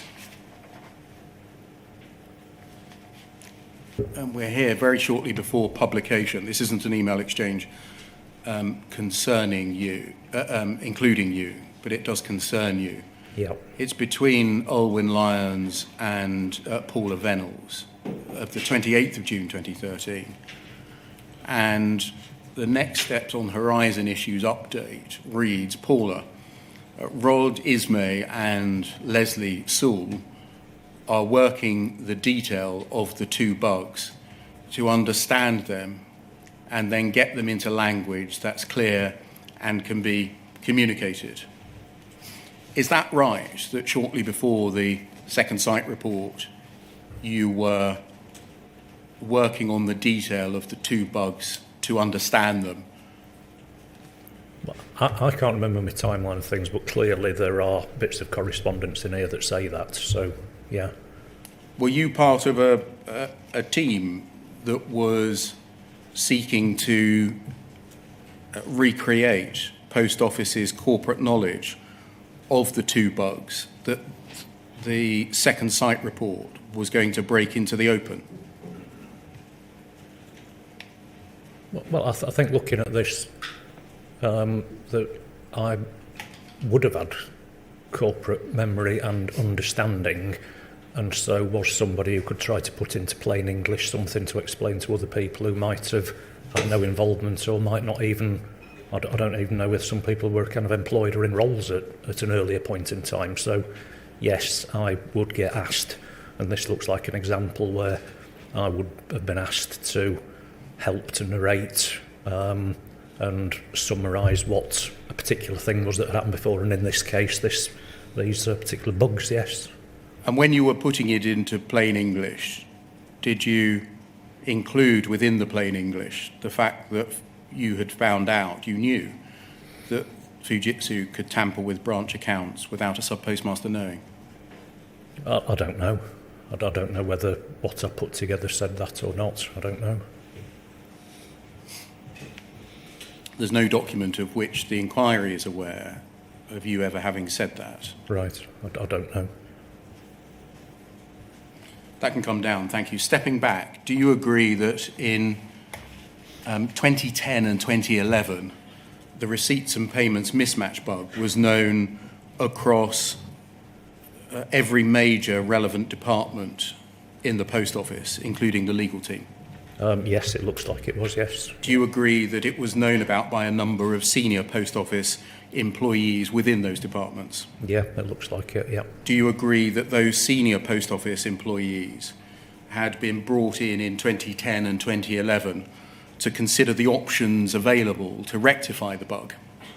Yeah, it looks like it, yeah. Do you agree that there was, at the time of the second site report, an investigation, a look back, to see who had known about the receipts and payments mismatch bug and how high within the organisation such knowledge went? Yep, it looks like it, yep. Do you agree that despite that investigatory work, the Post Office took a position that the bug had been discovered or revealed by Second Sight as a result of a disclosure made to it by Gareth Jenkins? It looks like it from the bits of evidence that you've shared with me, where I think something says that Gareth revealed it to, not to Fujitsu, to Second Sight. Do you know, additionally, that Second Sight themselves were asking the question of the Post Office in 2013, in the run-up to the publication of their report, who within Post Office knew about the receipts and payments mismatch bug? No, can you ask me that question again? Yes. Yep. We've looked at what the Post Office in fact knew. Right. We've looked at the extent to which that was revealed to Second Sight. Yep. And I'm asking a related question. Do you know that in 2013, Second Sight themselves were pursuing the same question that I'm pursuing now? Who within the Post Office knew about the receipts and payments mismatch bug? All right, no, I don't know. Can we look, please, at poll 302-9618?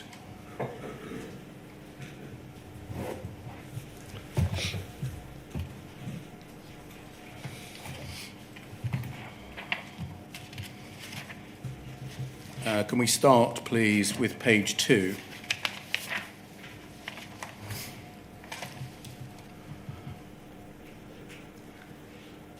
And scroll down a little bit. Ron Warmington to Simon Baker, under the heading 2 Systems Defects, on the 25th of June 2013. Simon, this is the draft section of the report dealing with the 2 defects. Please let me know if I've got anything wrong. I'm afraid the Post Office Fujitsu reports on the defects don't cover everything I need to know. I also need to know whether after the defects were detected, the sub-postmasters who had made good shortages, that they should not have made good, were reimbursed. And if so, how many months later? I think you said they were all reimbursed in due course. Also, the first report on the receipts and payments mismatch problem mentions on page 2 of 30. This will assist in explaining the issue to senior management and, if necessary, the press. Can you please let me know whether, when, and who, at board level in brackets, was informed about this defect and also the later local suspense defect, and whether any press release was issued in respect of either of them? And can I see a copy? Yes? Yep. So Mr. Warmington for Second Sight was asking essentially how high within the organisation knowledge went. Yes, I can see that. Of both bugs, yes? Yes, I can see that, yes. If we scroll up, please. Keep going. Mr. Baker replies, I'll get back to you tomorrow. I need to double check a few things first. And then scroll up, please. Just got this from Ron. I can get back to him on most of the questions, but need your help on who in Post Office knew about it. I know from the email that Rod sent that Mike Young knew, but don't know if it went any higher. And then scroll up. Leslie Sewell replies, I don't know if it went any higher than Mike. Andy Mook also managed service at the time. I can't say whether we said anything to the press. Other points, our board at the time would have been Royal Mail as we didn't have an independent board. Paula Venables would have been network director at the time with Dave Smith as MD. Were you made aware of this search for information at the time by Second Sight? How far up did corporate knowledge of the receipts and payments mismatch bug go? I don't think I was. My recollection of what I was doing with Second Sight was, like I said, responding to questions about the Suspense accounts and specific spot reviews.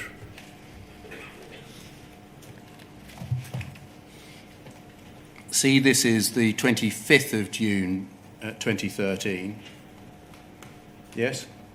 Yes. Can we look, please, at poll 30029611?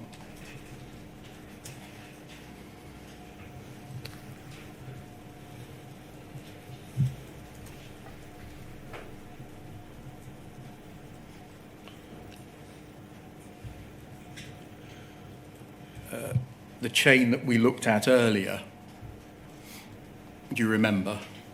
I remember you had this email up earlier, yes. This is dated the 19th of June 2013. Was this part of a search for how far up the organisation knowledge went? I don't know. I think what we talked about earlier was that it was either that or it was an attempt to describe what the issue was, and I don't know which was the case.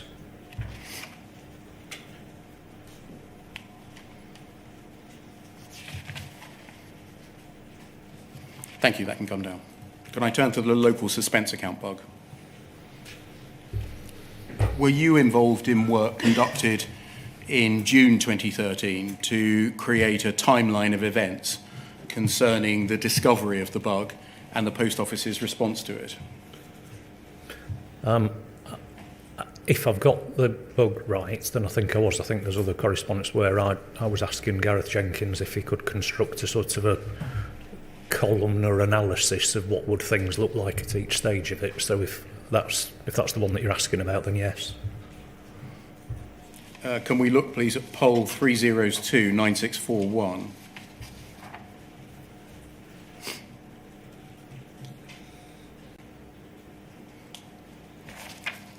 And if we scroll to the foot of the page, please.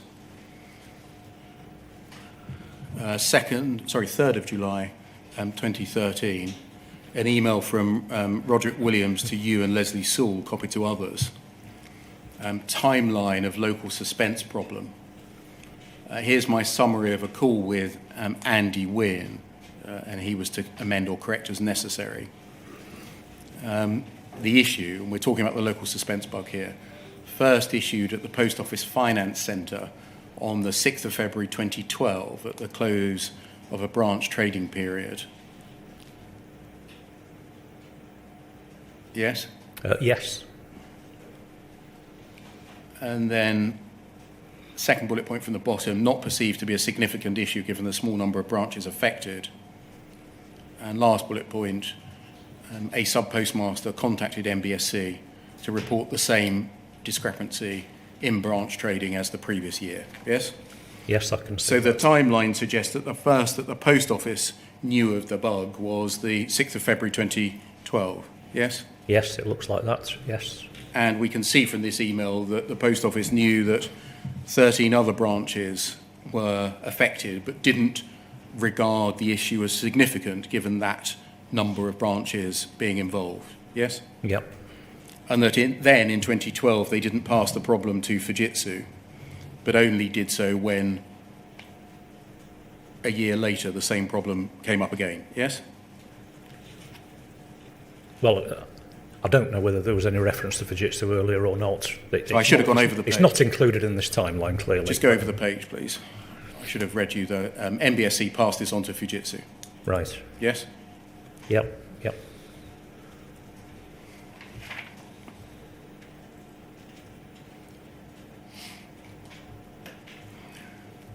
Can you help us as to who within the Post Office knew about the Suspense account bug following its discovery in February 2012? No, I don't know who knew about it, no. In 2013,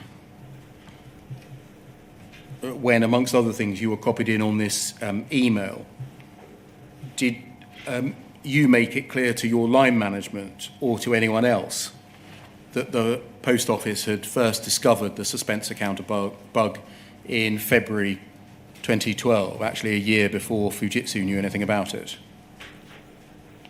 I don't know whether I did that, I don't know.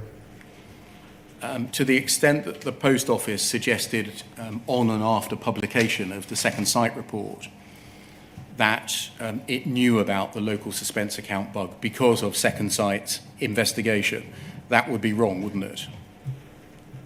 Sorry, Tom. That would be a wrong. To the extent that the Post Office made a suggestion that it only knew about the local Suspense account problem because Second Sight were revealing it to them. Yeah, that would be wrong. Be wrong. Yeah, we clearly knew about it. I don't know how many people knew about it, but the Post Office and me clearly knew about it before from these emails, yeah. And it would be an incorrect, a false impression to create that it was Mr. Jenkins revealing these issues to Second Sight rather than the Post Office already knowing about them for years. Well, it seems, I don't know why Gareth as opposed to Post Office, I don't know why the sequence of events of who raised it with them was what it was. I don't know if Second Sight had asked the question, had there been some bugs that were known about? And for example, my ISMO report did refer to certain things in there that which predated these. If Second Sight had asked, I would have thought the Post Office would have responded and not waited for Gareth to respond. So I don't know who raised something first or not with Second Sight. Can we turn to the Calendar Square or Falkirk bug? That document can come down, thank you. Were you aware in June and July 2013 that the Post Office had known about the Calendar Square bug right back in 2006? I'm aware now, looking at all this information, there's so much, and I used to get 200 emails a day. I can't remember what I got at a time and what the dates were, but I can see, I think from some other evidence that you've shared, that Post Office knew of something else back in, whether it was 2005 or 2006.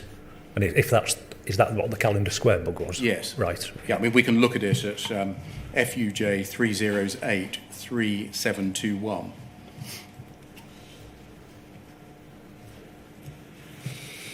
And if we scroll down,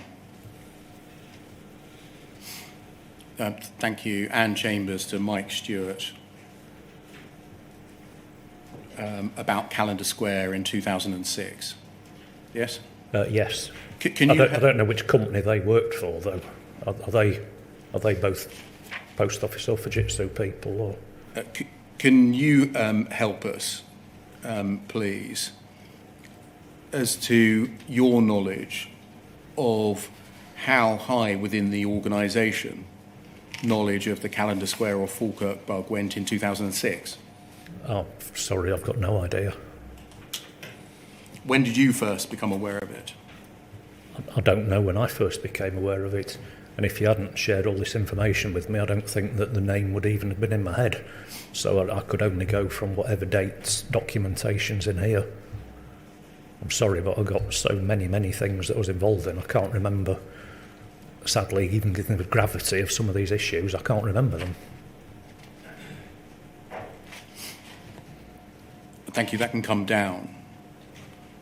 Were you aware of a move at about the time of the second site interim report, in fact in the months leading up to it, that senior management in the Post Office decided to move from a position that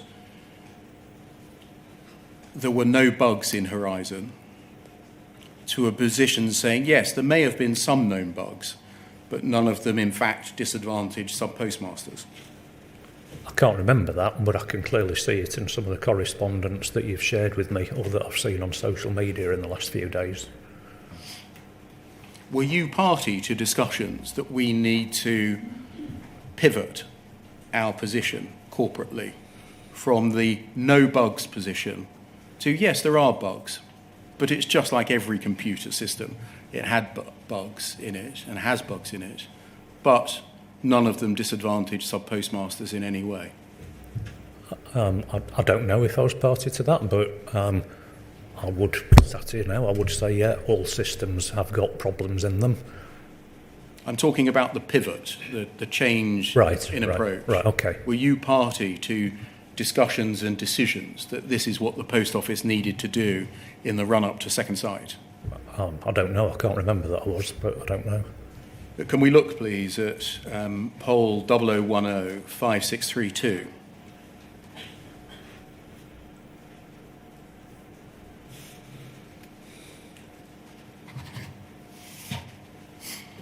This is in end of May 2013.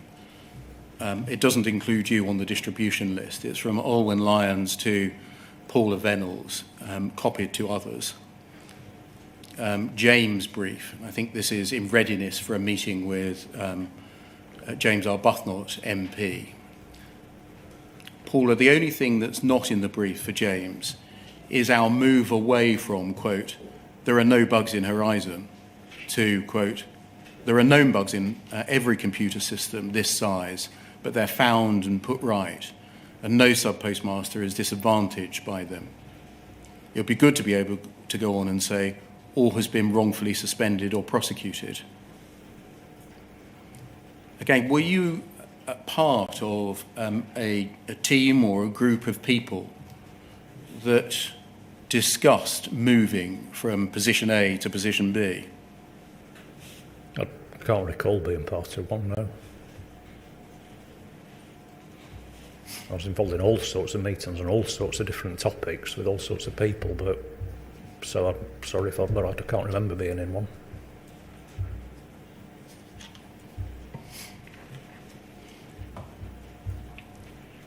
You can't recall being part of a group or a team that were essentially giving instructions or giving information to managers and directors above you that we need to pivot here, we need to change direction? I can't remember being part of that, no.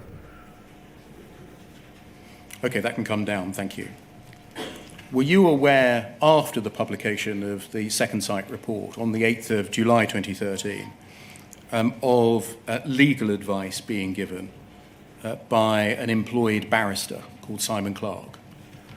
No, I've read, and I know he's been here recently, so I've seen all sorts because I've happened to look at some things, but I don't think that I can remember in any involvement or awareness of either him or the other gentleman, whether I've had documents, Mr. Altman.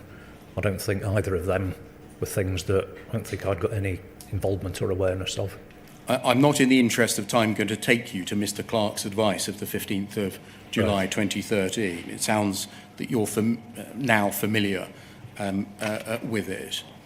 Essentially, he said that the expert from Fujitsu, Mr. Jenkins, upon whom reliance had been placed by Post Office in written witness statements in a series of cases, and who had given evidence orally in one case, Seema Misra's, his evidence was fatally undermined, that he couldn't be used as a witness in relation to any more prosecutions concerning sub-postmasters, because he had breached his duties to the court in failing to reveal his own knowledge of bugs, errors and defects. Okay? Yeah, so I've seen that. I've read the two reports that have been shared with me in the Rule 10, which cover that, yes. Is this something of which you ought to have been made aware at the time? Well, I wasn't leading prosecutions or disclosures, so I'm not sure that it is something that I should have been made aware of. You can say that I did that report, collated that report back in 2010, but I moved on, and my job was covering all sorts of stuff of managing a broader finance service centre, putting in accounts payable functions and other things, and my job was kind of further away from all of this, so I don't think that there was a reason that I should have been made aware of it, because I didn't have a role other than being called back for subject matter expertise on spot reviews and the suspense account. I'm not suggesting that you had any responsibility for prosecutions, Right. and that you needed to be told about it in that capacity. Right, okay. But you, as an individual, were continuing to place reliance on what Gareth Jenkins had told you, weren't you? Well, Gareth did lots of things supporting our Pulse app system as well, so he was somebody who did various change deliveries for lots of things on central finance systems. So he was somebody that my team had a lot of dialogue with. My team wouldn't have been relying on him because we weren't leading prosecutions. We wouldn't have been relying what he did or didn't do in courts wouldn't have been a matter for the operational running of my team. It's a separate thing totally. You'd relied on him in your report, hadn't you? In one of your appendices, you essentially cut and paste or exhibited So in that... what he had said about the integrity of Horizon, hadn't you? I've somewhere, yeah, is that in my 2010 report? Yes, Yes, right, yeah, I've included something from him in that, yeah. Would you accept that the information from Mr. Clark, and as supplemented by Mr. Altman, who had concluded that Mr. Jenkins was a tainted witness and his Right. position was untenable Right. As a witness, amounted to an acknowledgement that the Post Office's evidence as to the integrity of the Horizon system was unsafe, didn't it? Yes, it does, but you're referring to my report as well in there, and my report was an internal document, not something that was part of a court case. I'd prepared something that was for internal use at the MD's request, not knowing the wider context of how this was suddenly going to become such a pivotal thing people keep referring to in lots of contexts. At all events, you were not made aware of either Mr. Clark's advice or Mr. Altman's general review. No, I don't think I was, no. I don't think I was. Thank you. Can we turn to some broader issues, please? And look firstly at your witness statement at paragraph 7, please.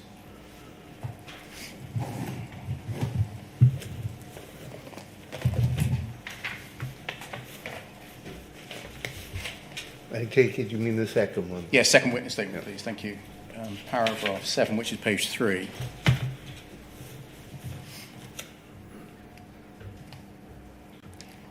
You're here dealing with, in this part of your statement, your recollection of your involvement and giving instructions in relation to the Cleveley's case involving Julie Wolstenholme, yes? Yep. And you say in the fourth line, my recollection is that I asked members of the IT Directorate what their view was about such articles, and that Cleveley's came up in the conversation with the IT Directorate firmly of a view that criticism was unfounded. Yes? Yes. You say a few lines further on, my recollection is that Post Office Head of IT, Dave Smith, didn't agree with these opinions, and he disagreed with the validity of the approach adopted by the IT expert to reach their opinion. Rightly or wrongly, I trusted that internal opinion from someone who I understood to be an expert on Horizon. So you're essentially saying there, if I can summarise, that you became aware of an expert report prepared in the Cleveley's case. You, instead of accepting what was in that report, took your view from the head of Post Office IT, Dave Smith, whom you trusted. Yes. I don't know whether I'd read the particular reports there, although there's clearly an email where I forwarded one of them and asked somebody else if they'd got the other one. But I relied, and probably sort of the organisational culture was that you don't all try to second guess what somebody else is doing in the management team. I trusted somebody who understood as an expert who'd overseen the sort of implementation phases and go live of that system. That may have been wrong in hindsight, I accept. Maybe I should have been more sceptical. But I trusted Dave's judgment at that time. Why were you involved in the Cleveley's case at all? Well, I'm not sure that I was involved in the Cleveley's case. I think in my role in risk, because I could see these comments being made in press cuttings, I think I approached Dave to ask him about, well, what do you think about these things I can see in the press? And I think he would have then raised Cleveley's in response to that, to say, well, particular topics were raised in that one and it was just totally unfounded. So I think that was the context of which I became aware of the Cleveley's case. I wasn't involved in the case. It was an awareness of it, I think. I mean, you tell us here that you, a little further down the page after the second bit of highlighting, you escalated counsel's opinion to David Miller. Yeah. Why were you doing that? What had that got to do with you? Well, I think something had been sent to me. There's some sort of email in the pack that indicates the finance director wasn't there at the time. Somebody had been trying to share something with him, so they came to me. And given that the finance director was on holiday, I think, at that time, or he certainly wasn't there, then whatever it was that people were trying to escalate to the finance director, I must have decided, well, in his absence, I'm going to escalate this to the chief operating officer, because this is something that clearly was intended for director level. You say, if we go over the page, please, to page 6 and paragraph 12, that your understanding was there had been a large team of experts involved in developing the Horizon system. It had undergone extensive testing, and that the independent consultancy Gartner had reported positively on the deployment of the system. I do not believe I took any further action in relation to the concerns raised in Mr. Coyne's report, nor were you asked to. The organisation responsibilities agreed for you at the time focused on financial services, regulatory compliance, etc. Yes. If the Horizon system was a priority, it would have been a responsibility for IT. Yes? Yes. Why did you decide that the Gartner report and its contents were more reliable than another report, that of Mr. Coyne, that raised issues about the integrity of Horizon? Perhaps because of false reliance on the tone from Dave Smith, where I think Dave, I would have had no idea what consultancies had been involved when Horizon was deployed, but I think it would have been Dave that raised with me that there was this report, this analysis that Gartner did. In hindsight, you can look at it and say, well, what happened about looking at Mr. Coyne's? And what was the approach taken at the time to Mr. Coyne's report? Did anyone investigate the concerns raised in Mr. Coyne's report?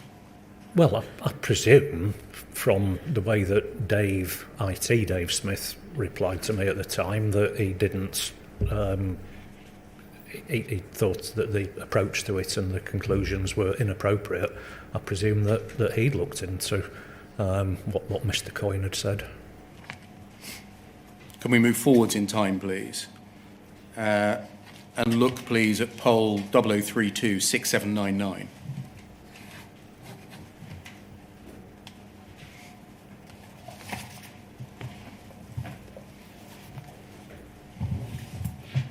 And start by looking at page 4, please.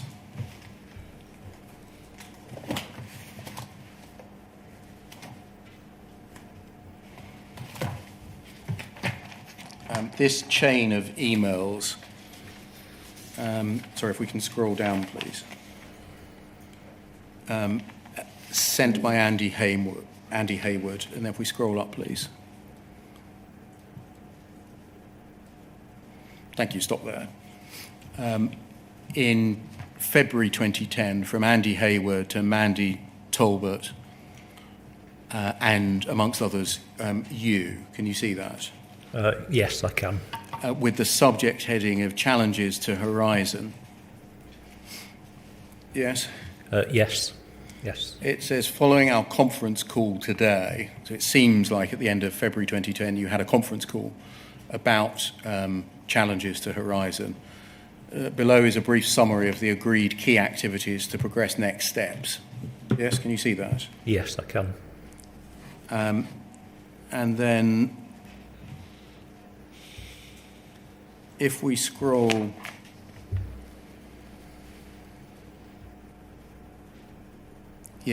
down to number 2. Information security. SL and DK, do you know who that's a reference to? Sue Lowther, perhaps?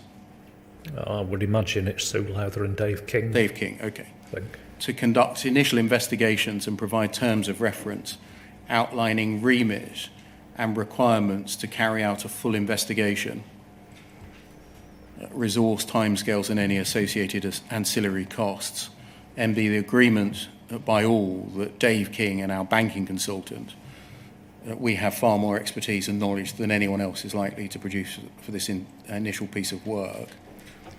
And then 3, subject to the agreement of 2, conduct full investigations into integrity issues with conclusions and a report to be provided. Once investigated and conclusions drawn, gain external verification to give a level of, quote, external gravitas to the response to these challenges. Recommend Ernst & Young as the most suitable partner to complete this, to be advised.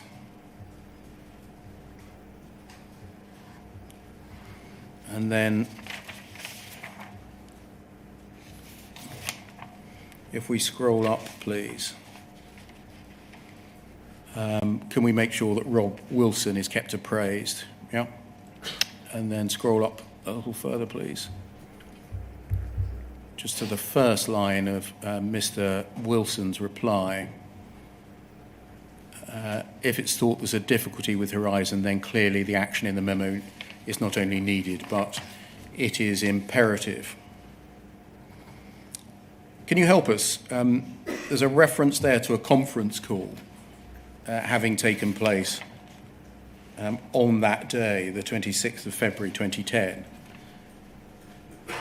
We haven't got a minute of it, and this is the best evidence, I think, that we've got as to what was discussed and what happened. Can you recall joining a conference call about Horizon integrity issues in February 2010? No. I was involved in loads of conference calls. There's some weeks I was back-to-back on conference calls all week, but what they were, I'm sorry. You know, you could ask me where did I go on holiday that year, and there's all sorts I can't remember from then. I can't remember being on a call about challenges to Horizon, but clearly I'm CC'd on something referring to it, so I must have been, but I can't remember. Do you know what prompted a decision to conduct a, quote, full investigation into Horizon integrity issues? No. If we just go back down to look at what the agreed actions were said to be. Keep going, please. There, stop. Under 2,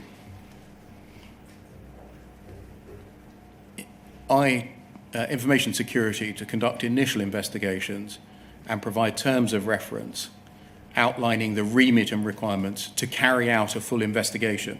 So it was going to be, it seems, a pre-investigation to settle the terms of reference and remit of a full investigation. Right. Yes? Yep. And 3, then conduct full investigation into integrity issues. Can you help us? What would have prompted a decision to conduct a full investigation into integrity issues? Well, I don't know what prompted it. I can only assume that because of allegations being made in cases, that it must have been a response to that.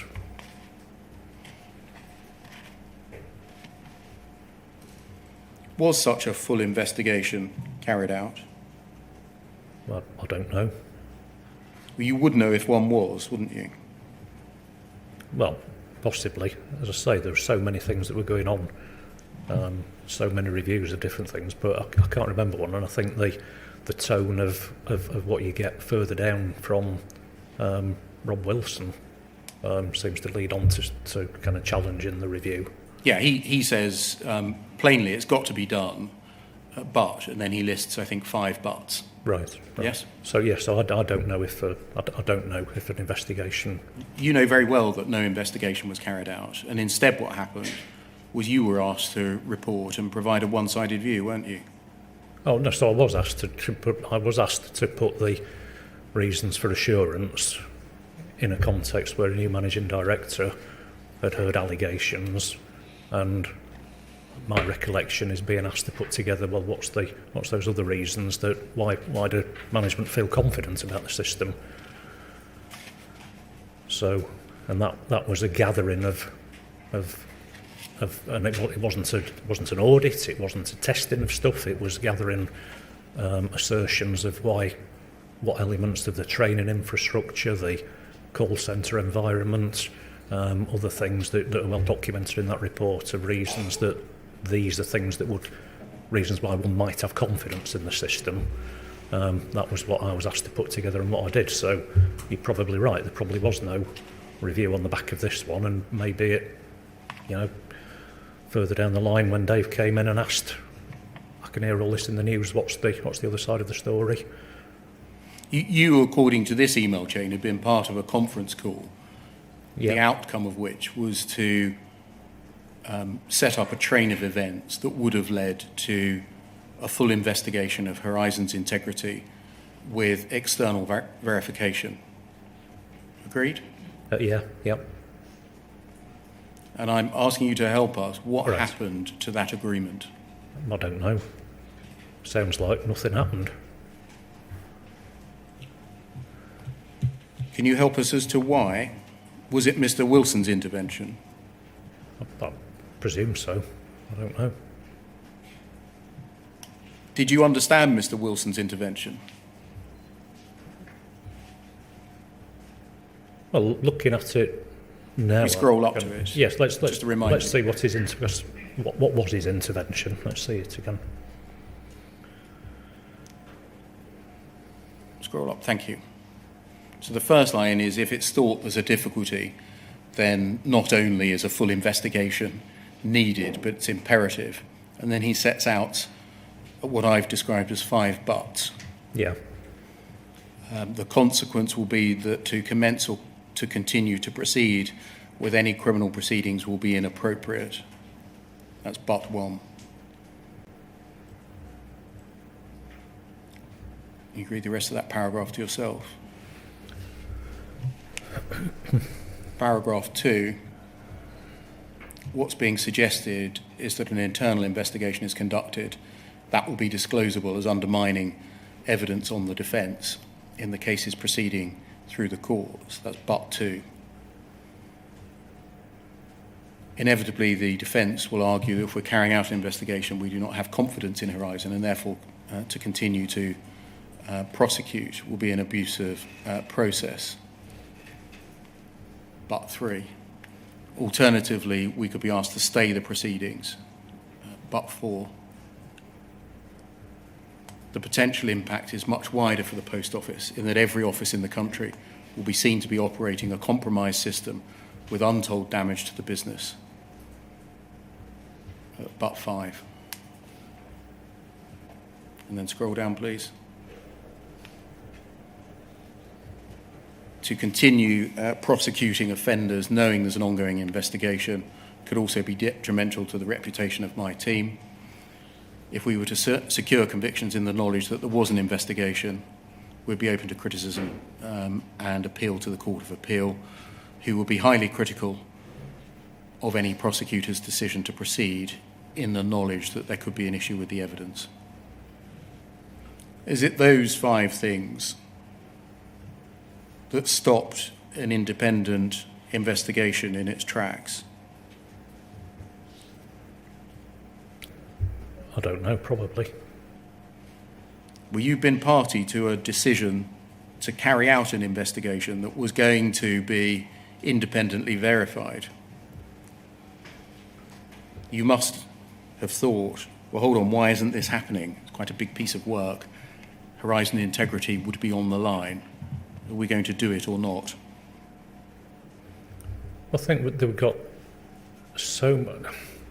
In hindsight, I mean, this is massive. The whole topic of Horizon, obviously, in the context of this inquiry and what happened to people. But there were so many things that were going on in changes within the organisation that this would have been one of many things leading to possibilities of reviews for stuff. My team in the Finance Service Centre, or Product and Branch Accounting as it was called, probably at the time of this email, were constantly subject to reviews of different things. And so a meeting suggesting a review here, there would have been lots of meetings about lots of different reviews that were going on. And sadly, in the context of all of those different reviews going on, not everything went ahead. My team was relentlessly subject to reviews ahead of pre-privatisation, ahead of efficiency reviews, continual headcount reduction targets. It's just relentless reviews that were going on in my team. So that's an hour or so gone. Can we take the second break until 12:20, please? Yeah. Thank you.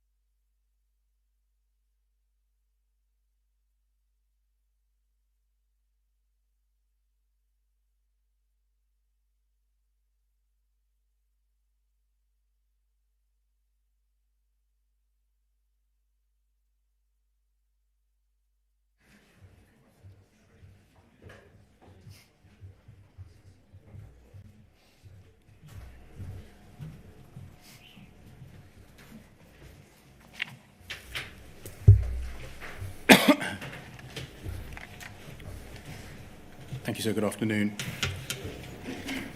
In my excitement, Mr. Ismay, I went too fast through some of the Cleveley's material. Can we just go back a little bit and look at a few more documents on that?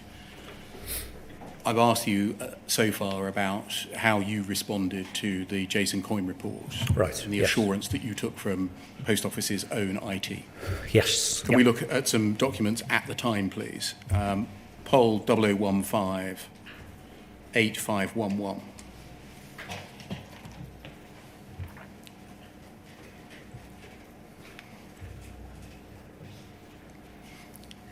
We can see from the top of the page there that this is a chain of emails that was eventually sent to you in July 2004, yes? Yes. If we look at the foot of the page, please, we can see an email from Carol King to Jim Cruz, who was the lawyer in the case, acting on behalf of the Post Office. And she says, I've read the notes and spoken to Jennifer Robson about this case and wonder if you could clarify something for us, please. If we were to settle, and we're not stating at this point that we will, could we ask for this to be without prejudice and settle without admitting Horizon was at fault? There have been a number of postmasters who've not been able to use the equipment, though trained fully at the time of installation, and it's frequently been used as an excuse for errors. We would not want this case to set a precedent for similar cases in the future. Carol King, was she part of your department at that time? Not at that time. When I took over the product and branch accounting team, I don't know, a couple of years after that, she was part of my team then, but not in 2004. I think I was managing the branch audit team then, and Carol wasn't part of that team. If we scroll up, we see at the top of the page that this email chain was sent to you. She Yep. says, Rod, as before, cheers, Carol. Yep. It appears that Carol King was asked by you to send her this correspondence, wasn't she?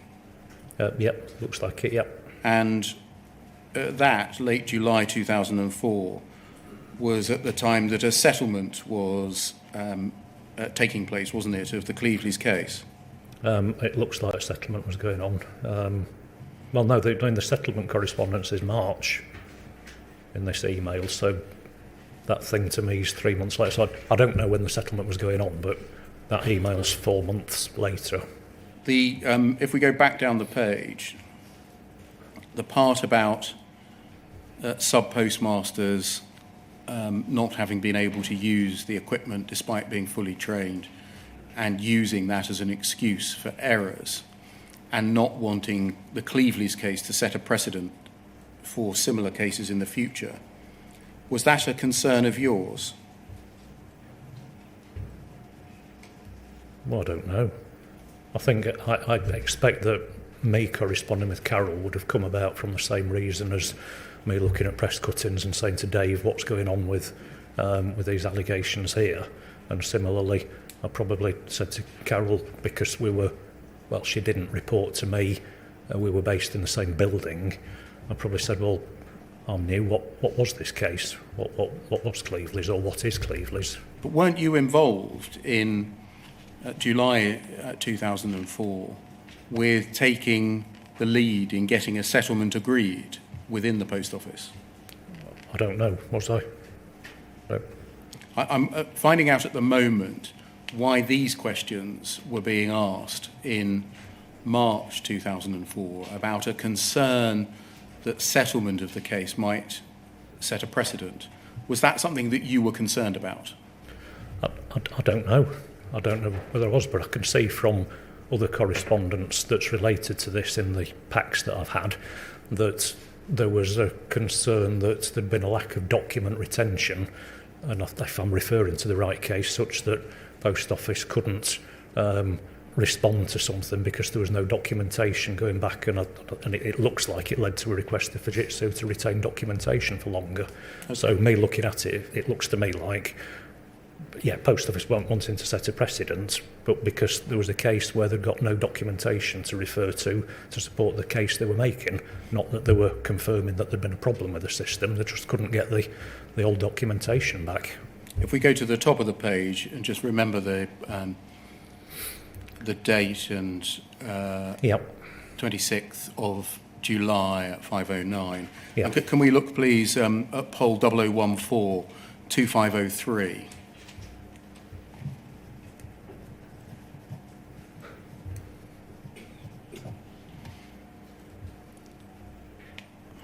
Can we see the same date, the 26th of July, and about half an hour later?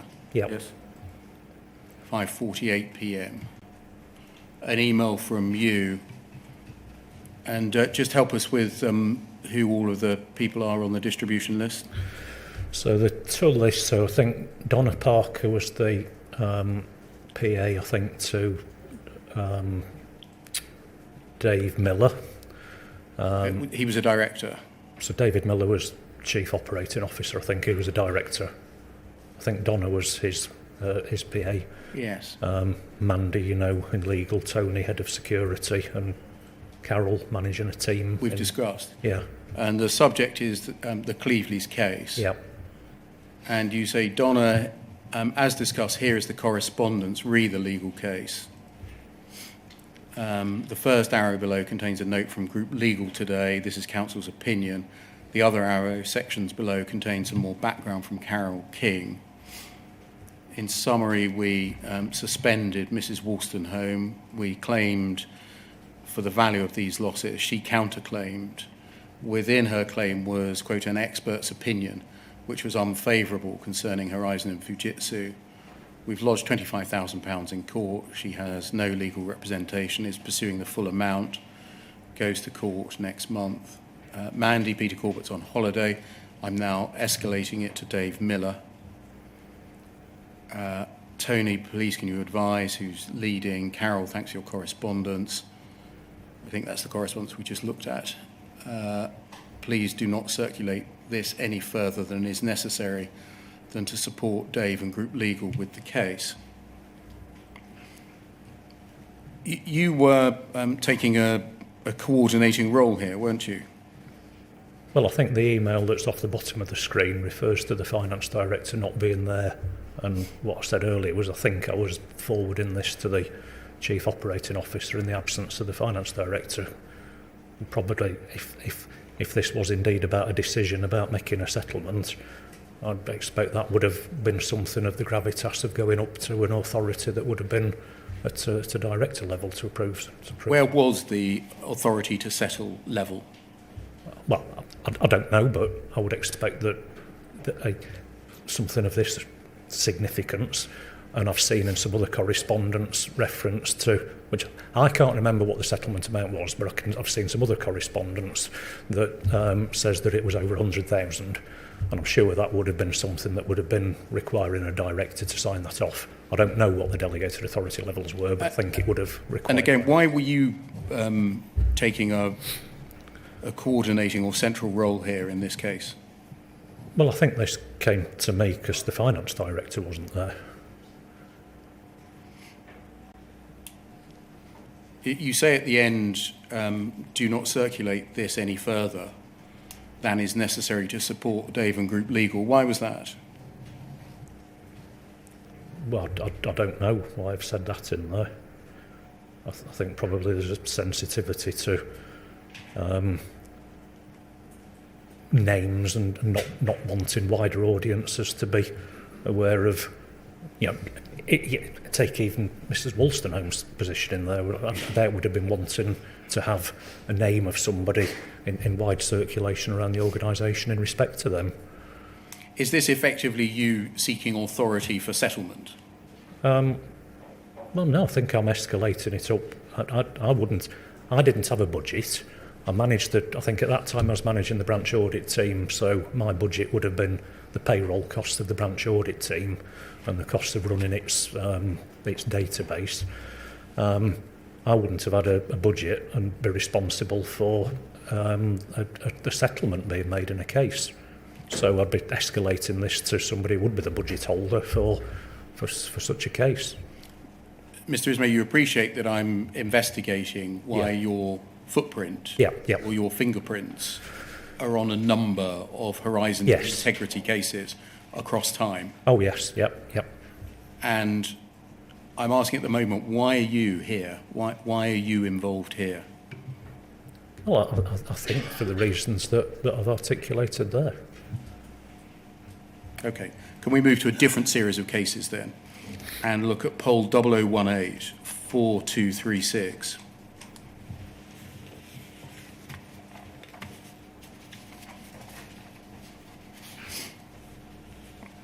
And look at page 2, please. We're in the following year. An email from Mandy Talbot to, amongst other people, you. Can you see that? Yep, yes, I can. Under the heading Challenge to Horizon. Yep, Can you see that? yep, yes, I can see that. Yep. And Mrs. Talbot summarises the facts of the Castleton case. Can you see that? I can see this is Yeah. about the Castleton Yeah. case, yes. And then if we scroll down, a summary of Mr. Bajaj's case. Can you see that? Yes, I can see that. And then if we scroll on, please.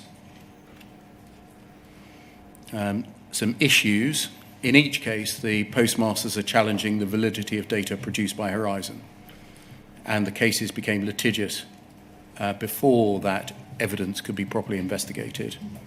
And then under suggestions, do you see that? Yes,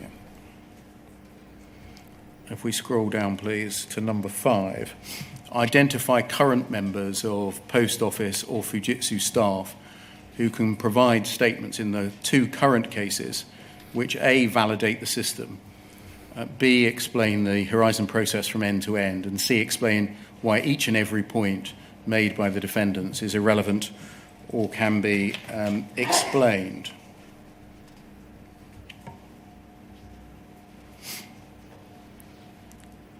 Again, why were you involved at this stage? so I think at this point, I think so when I joined Post Office, I took over a team that included the branch audit team. For a brief period of time, I'd also got the investigations team with me, and I think at the time of this case, so I wasn't close to the detail of particular cases, but my understanding, and I realised this changes in light of what other attendees at this hearing have said, I understood, and it was shared with me in the pack for the previous hearing, that there was a branch in this correspondence where the auditors went in and the safe door was open, the doors to the branch were open, and a whole chain of events which somebody's now said, oh, that was a template, I shouldn't have used that template for it. But I was in a position where I'd got the investigations and audit team reporting to me. They were saying that they'd had reasons to go to a particular branch, they'd had findings when they were at the branch, and then suddenly we were on the receiving end of a counterclaim when there was lots of evidence, or evidence that the Post Office believed was evidence of there having been a loss in the branch. But Mr. Ismay, can I just try and cut through things and ask, why were you being asked through the distribution of this email chain to you to contribute to these suggestions made by Mandy Talbot? Possibly because Tony Hutton reported to me at that time, who was in that chain. So it would be quite common that somebody would be CC'd if you were in a bit of correspondence, your boss might be CC'd in it as well. So a lawyer is raising 2 cases in which subpostmasters have separately made accusations about the reliability of the Horizon system. And she says we need to identify people in Post Office or Fujitsu who can explain why each and every point they've made is irrelevant or can be explained. Yes, is that the approach that Post Office took generally? Well, I think if somebody raised a problem, we need to explain why it's irrelevant or can be explained away. I'm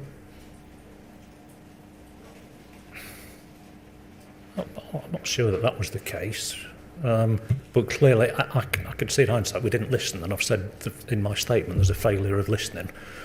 So Failure of? Organisationally, a failure of listening to the allegations that were being made. Would you agree that the way that's formulated in paragraph 5 is particularly closed-minded or deaf? That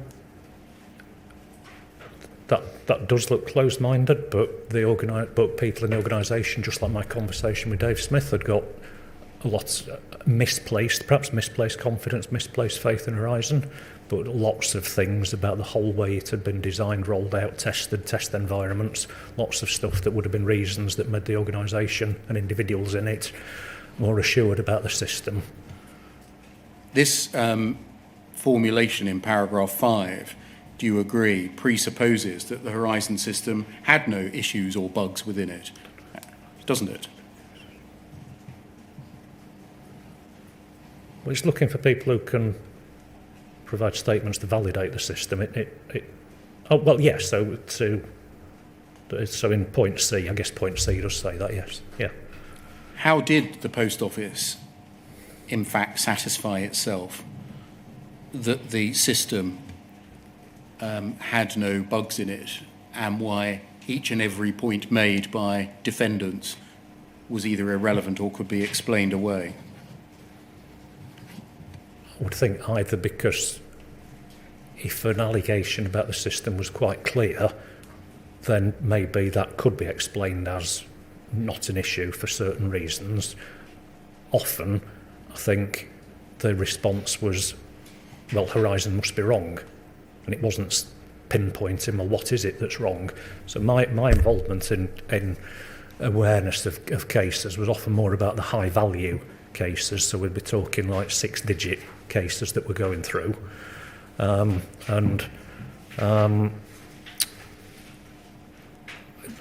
We'd have a belief that there were indicators of suspicion that had caused auditors to go out to a branch. There were often what were confessions at branches when the auditors went out there. And as I've said in my statement, I would talk to sub-postmasters and representatives of sub-postmasters a lot. And I know there'll be listeners who don't believe what I'm about to say, but I felt passionately about sub-postmasters and did a lot to try and make stuff easy for sub-postmasters to do their work. I was absolutely passionate about it. And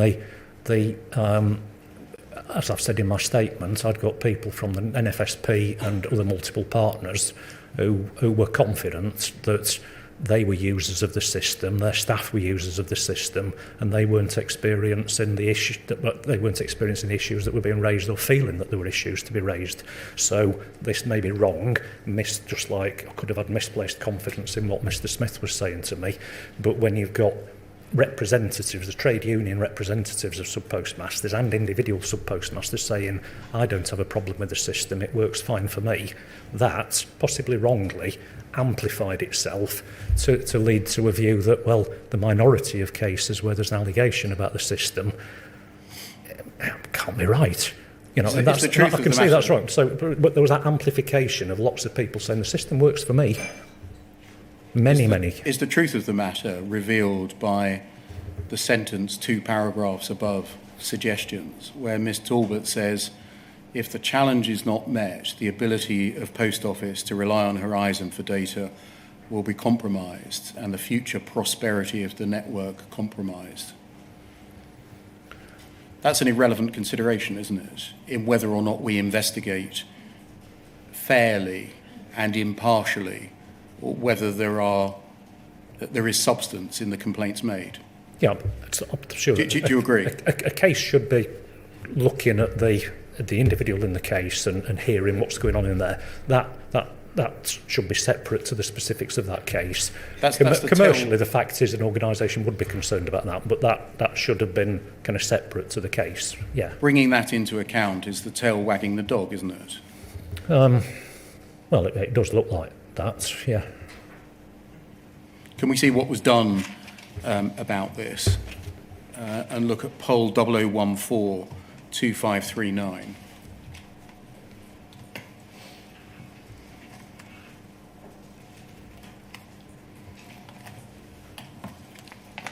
remembering we were just then at the end of November, 23rd of November 2005. Right. We're now in the early part of December 2005. Okay.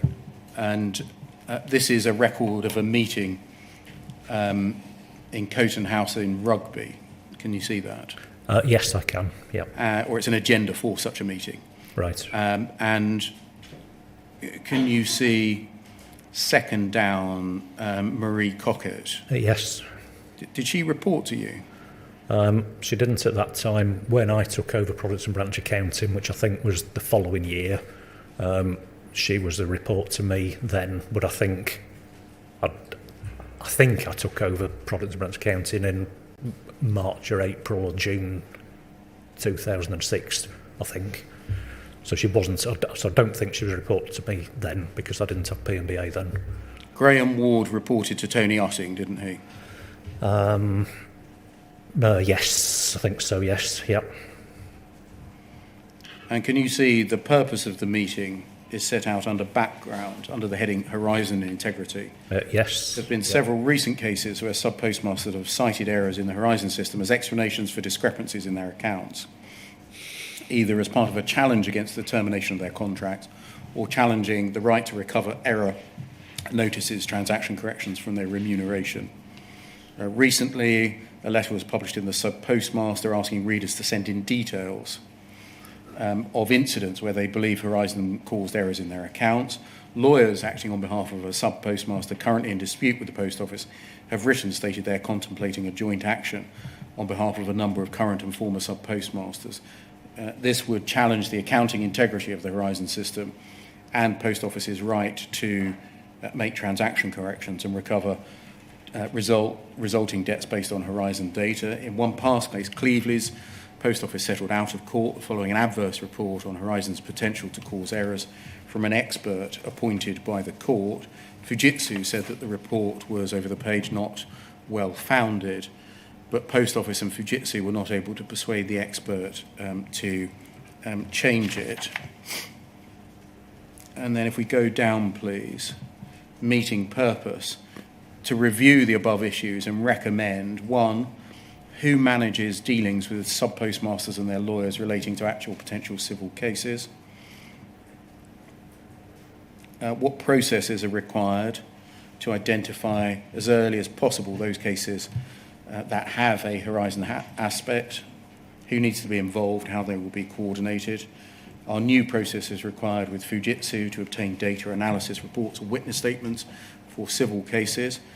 3, is there a need for an independent expert to be appointed in advance who could, on request, provide evidence to the court in such cases? If so, what exactly would the expert's role be? What qualifications and qualities are needed? How will we go about appointing one? What preliminary work would be required to get the expert up to speed? Who will be acting as client, briefing external lawyers? And then over the page, what are the budget implications? Would you agree that on the face of this, that's a rather open-minded and fair approach to the issue of how do we respond to complaints about Horizon and its integrity that we are now facing? Well, it looks like it wants to look at that. I'm surprised that some of the roles aren't clear, though, where it says who leads on particular things, because I would have thought that was clear. But it's asking a series of sensible questions, isn't it?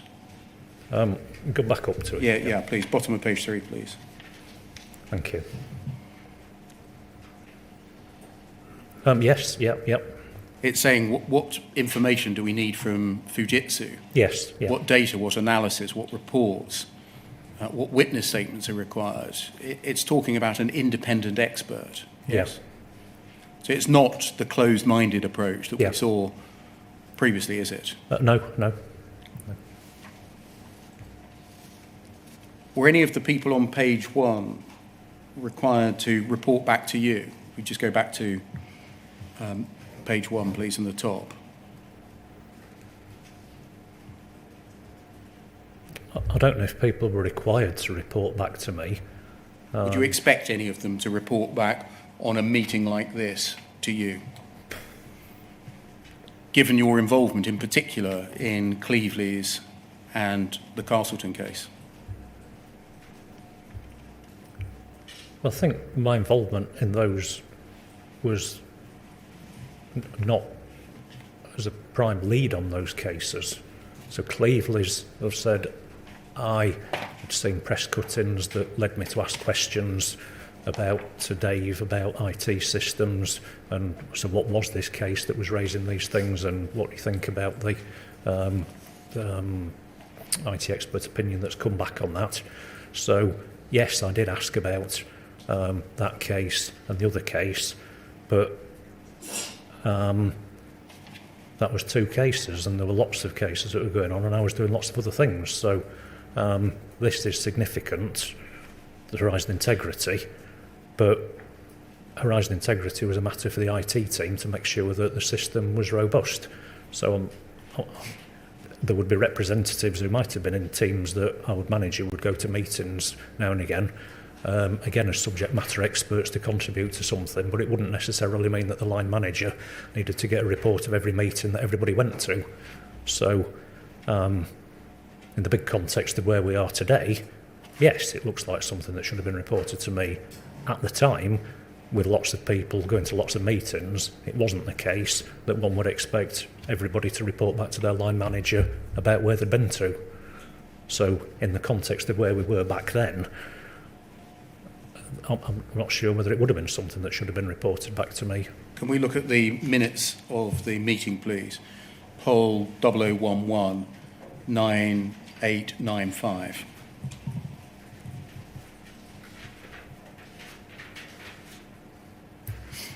We can see the attendees that in fact went to the meeting. Right, yep. Were any of those in your team? Well, as I say, at some point, which I think was later than this, Marie became part of, or I took over the team that included Marie.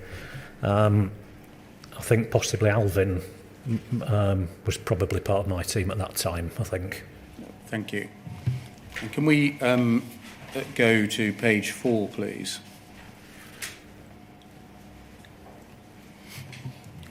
I'm not going to read all of the minutes, apart from paragraph 4. Appointing an external expert is likely to give the best results in court.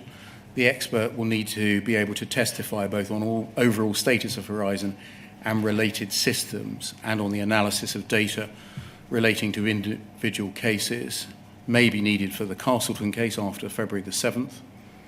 Therefore, discussions with Fujitsu should be initiated on the role, terms of reference and access to Fujitsu staff and information for such expert advice should be obtained from Peter Corbett on the desirability of using our external auditors to provide such an expert, even though such a person may be seen as less independent by a court. And then specific actions.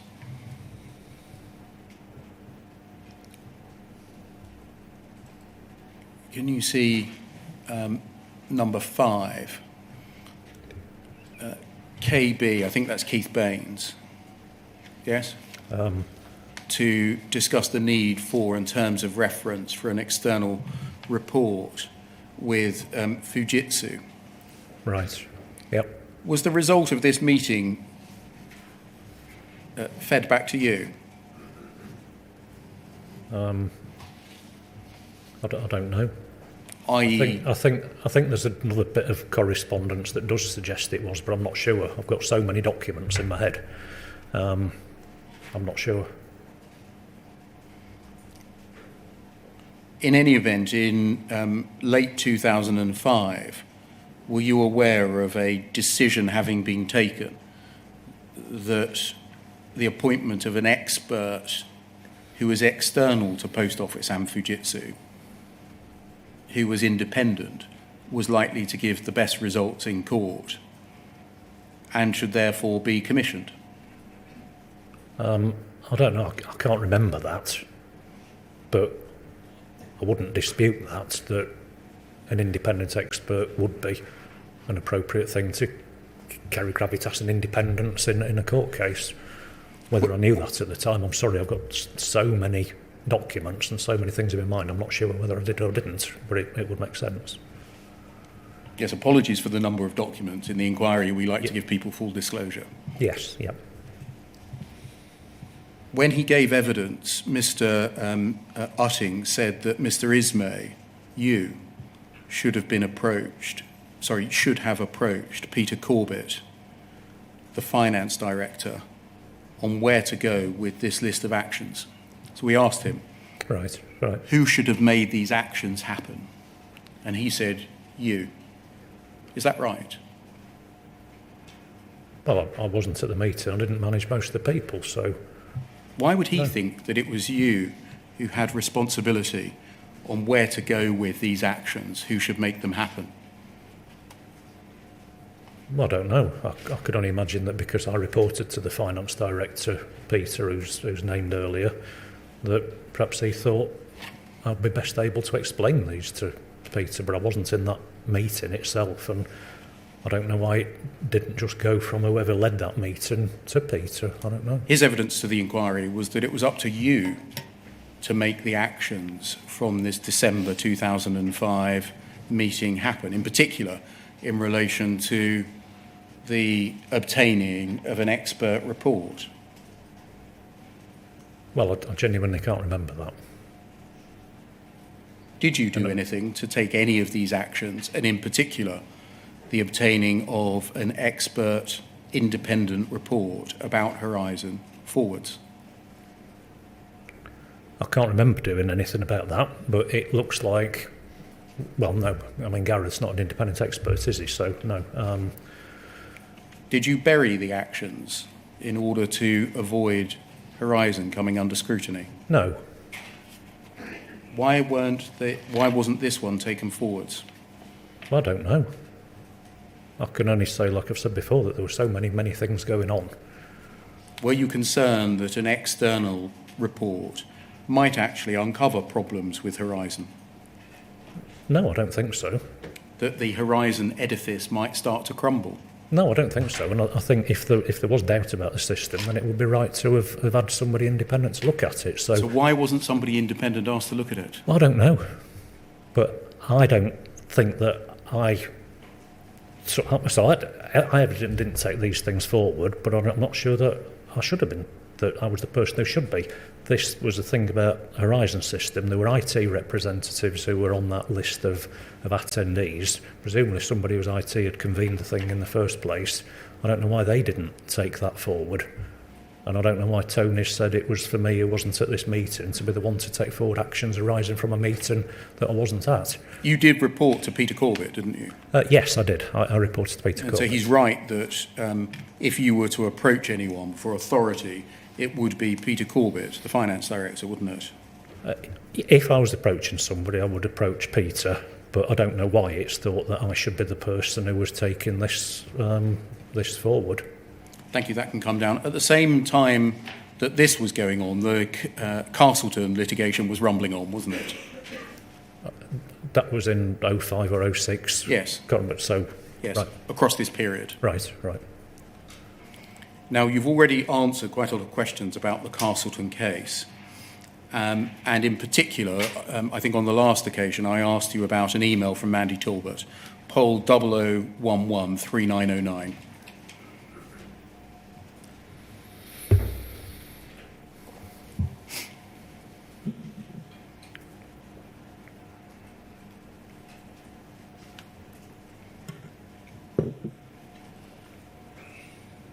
And if we scroll down, please, and keep scrolling, and keep scrolling,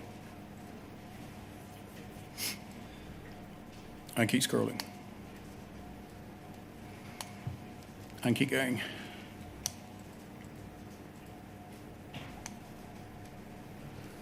So we can see there, that's the end of her email, I think dated the 9th of December.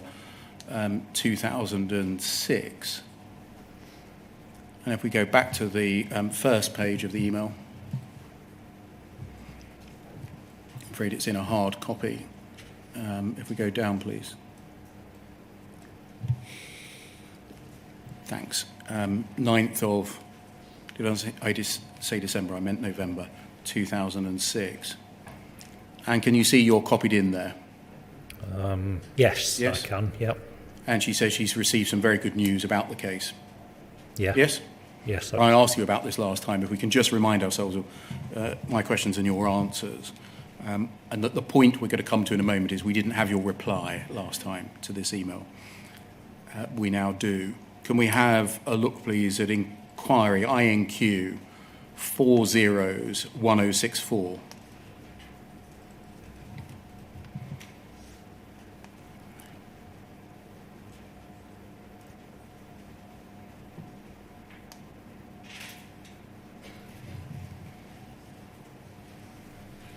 And page 10, please.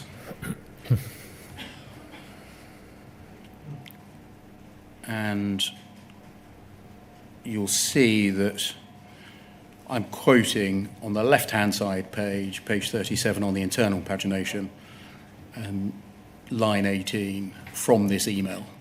That last line, the last two lines of that paragraph, quote, "The benefit of having a judgment is that the Post Office will be able to use this to demonstrate things to the network, and it will be of tremendous use in convincing other postmasters to think twice about their allegations." And then I asked, does that reflect your understanding of the Post Office's approach to Mr. Castleton's case in general? And you said, it doesn't reflect my recollection of it. However, in the language that's used in that, I would agree it's similar language to the language that's used in the thing that you've shown me that's 4 or 5 years later and is not pleasant. Yep, yes. You're cross-referring to the Misra bandwagon email there, yeah?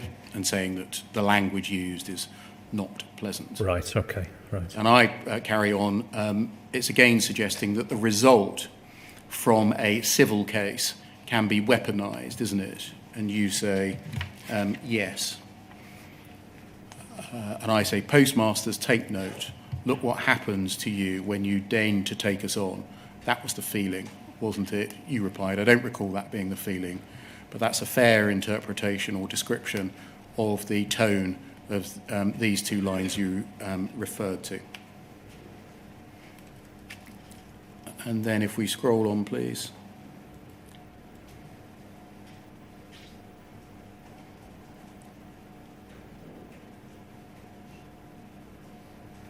And then again.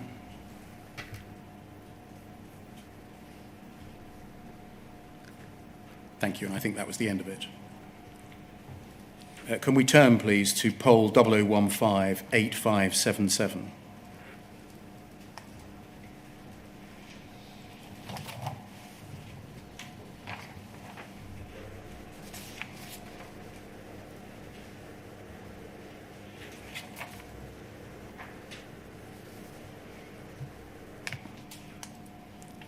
Can we look at the foot of the page, please? And just scroll to a bit of the next page. The Mandy Talbot email of the 9th of November 2006. I've received some very good news, etc. Okay? It's the same email. Yes, yep. Then if we go to the top of the first page, you replied, Mandy, I would also support your recommendations. Your closing paragraph below captured it very well.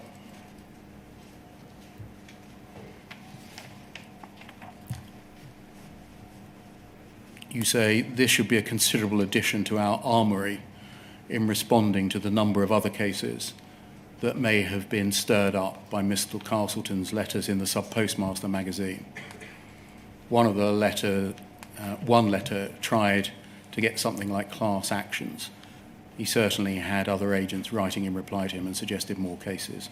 Thanks, Rod. So firstly, you were an important voice in giving Mandy Talbot instructions in the case, weren't you? I wouldn't give Mandy instructions, but I've fed back in a way that I'm kind of not proud of looking at that reply, but I would not be giving Mandy instructions. You say that you support her recommendations, don't you? There's a difference between supporting and instructing somebody. So Mandy must have made a proposal about something and I've agreed with it. You were an enthusiastic adopter of her advice that the case should be weaponised to use against others, weren't you? I think we believed that when there were shortages found at audit, possibly wrongly, my belief from what auditors were saying to me that they'd found was that actually there was a genuine theft of something. So when I suggested on the last occasion that Mrs. Talbot was seeking to use the result, weaponise it for other subpostmasters and make them wary of taking the post office on, I obviously had no idea that you would say that it would be an addition to your armoury. That's how you viewed it, didn't you? Well, that's what I've said, yeah. Why did you view the post office as having an armoury to be used against subpostmasters? Well, I don't know why I've used that language there. That's not pleasant language, but I've said... Last time you were criticising Mandy Talbot for using unpleasant language, and far from you doing that at the time, you gleefully adopted it, didn't you? Well, clearly I have in there, and I couldn't remember having said it, but you've produced this email, and I did, so I'm sorry, I'm not proud of what's in that email, but I felt not proud of what you'd showed me before of what other people were saying, and now evidently I've said something similar. Were your answers that I just read to you on the last occasion truthful, where you suggested that Mrs. Talbot was being unpleasant and that you rather disagreed with what she was suggesting? Sorry, what do you mean there? Well, you said, where Mandy Talbot is speaking about using this case against other subpostmasters to put them off from taking us on, that was unpleasant. Yes, that sounded like that, and I couldn't remember the reply that I'd made here. And in light of the reply that I've made here, now that I can see that, which I couldn't remember when we spoke before, I'd say, well, neither of us said something very nice there. You wanted to use Mr. Castleton's case as something to be used to suppress complaints from other people who are having trouble with Horizon, didn't you?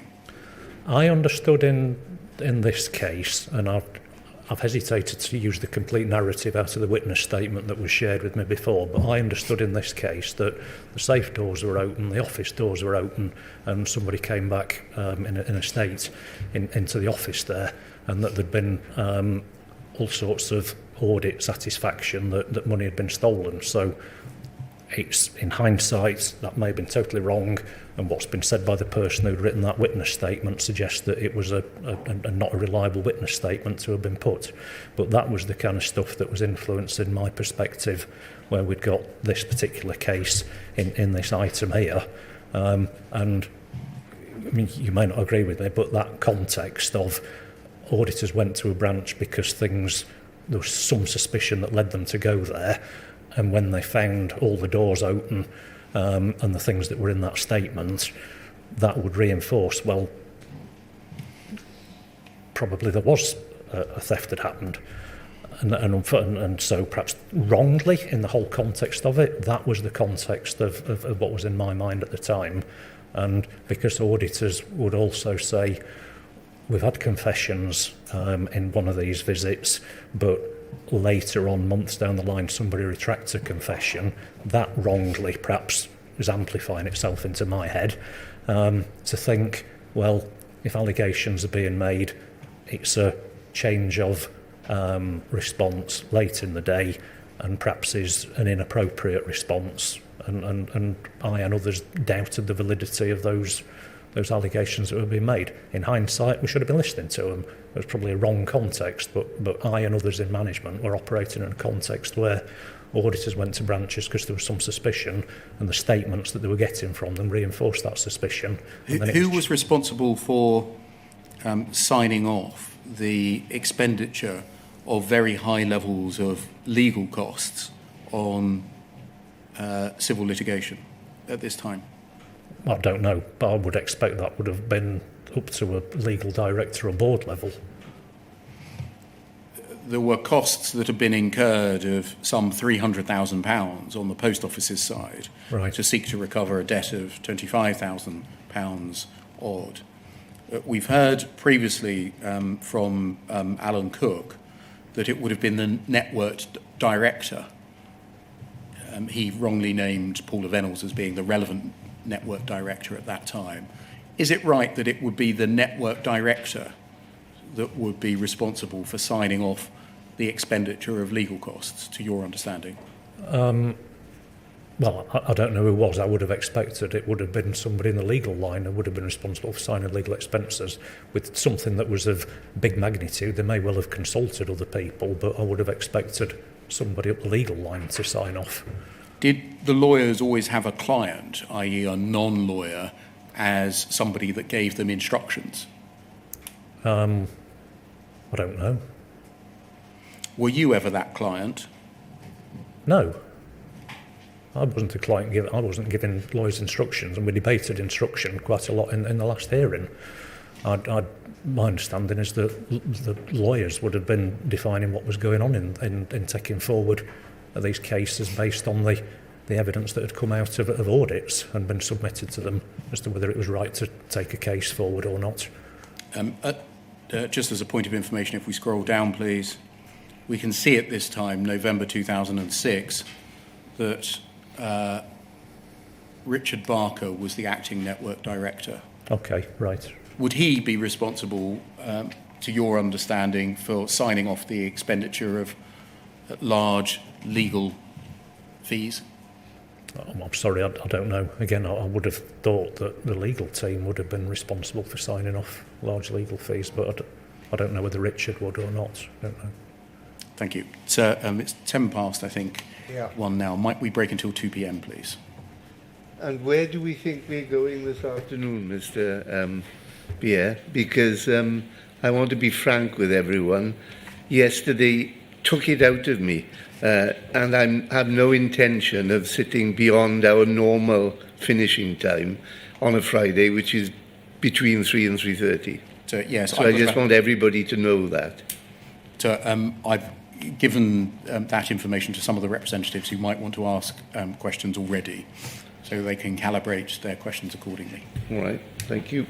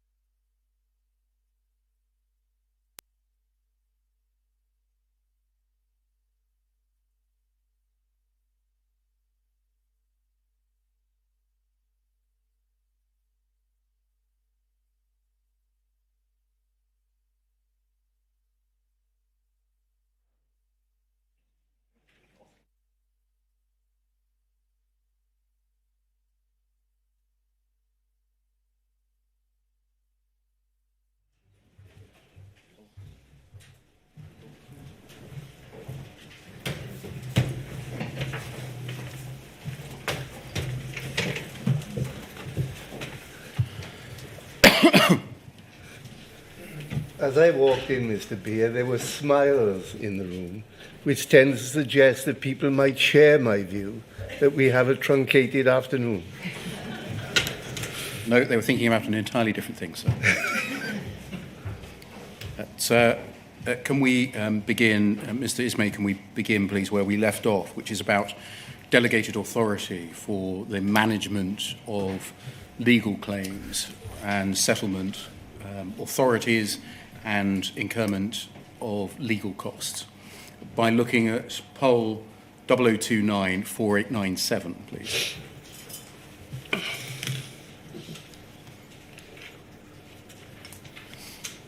This is a freestanding minute of the 14th of October 2011, and it's a request for delegated authority as regards costs of legal action. And it says we. The context of who the we is isn't completely clear, but it says we request poll IC approval. What would poll IC mean?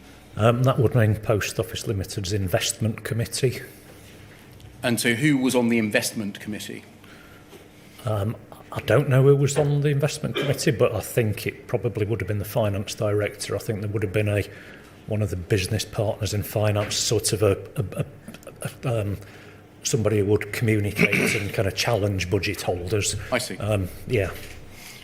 And some of the senior management. We request Post Office Investment Committee approval for delegated authority to Kevin Gilliland. Very careful over the pronunciation there. I understand I've mispronounced it before. To approve the initiation of legal action and subsequent legal costs in defence of challenges made by shoesmiths. These challenges are on behalf of former subpostmasters who've been dismissed for financial irregularities and who have challenged the integrity of the Horizon system in their defence. Post Office is at an early stage of action. However, costs of defence for the current letters for action are estimated at X. Current upper estimate of costs, should cases proceed, is X. And then background. Throughout the last 10 years, the Horizon accounting system has been subject to a number of unfounded criticisms in the national press. It's also faced questions in the Houses of Parliament and allegations in court of former subpostmasters and their legal defence teams. Post Office has consistently won its prosecutions, and presiding judges have made statements which have been expected, which had been expected to deter further baseless allegations. However, the challenges continue to be made. And then under current situation, second paragraph, Post Office had around 20 cases which it wished to take to court where the defence blamed Horizon. Post Office is confident that Horizon is not at fault. However, some of the predicted legal costs outweigh the debts being pursued. Post Office could not economically justify individual cases, but to abandon such cases risk giving unwarranted credence to the JFSA's allegations. The counterclaims have now brought these to a head. Post Office Legal now has to defend onerous requests from shoesmiths and consider its response. Then underneath, steering group. Post Office has now established a steering group chaired by Rod Ismay and involving representatives of legal, IT, network and security with reference to Press Office and other teams as considered necessary. Over the page, please. The terms of reference, second paragraph of the group are as follows. To propose to the defined business decision makers and subsequently manage a coordinated litigation plan to address existing challenges and deter future challenges in the most pragmatic and efficient manner. This group to review the status of the overall response and be empowered to make decisions on tactical matters. Were you chosen to chair this steering group? Well, it looks like it, yeah. Yep.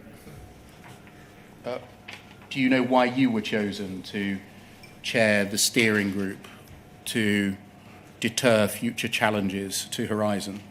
I think because I seem to have had involvement at various points in an understanding of the whole chain of events, and there was quite a rapid turnover of people in different departments, and for better or worse I seem to have been a person who's been there through the whole chain of events, whereas most other functions staff left and joined quite rapidly, and that kind of corporate memory was lost in many functions.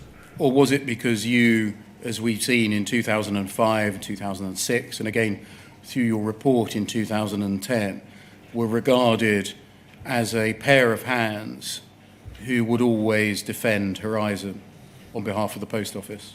Well, no, I think I was a common person, as I've said, because of that kind of common knowledge through the whole thing.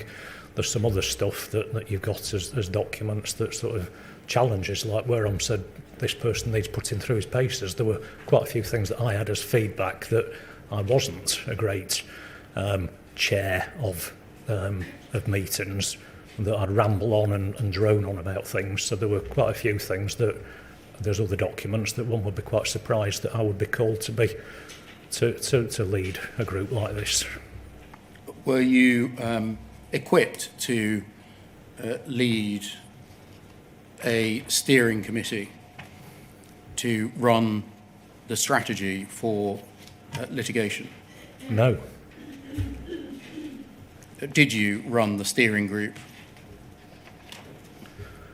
It looks like I was put forward and probably started something here, but I think that I pretty quickly slipped out of it and other people took this thing forward, as I've seen from lots of other documents. So I don't think that I did this for very long.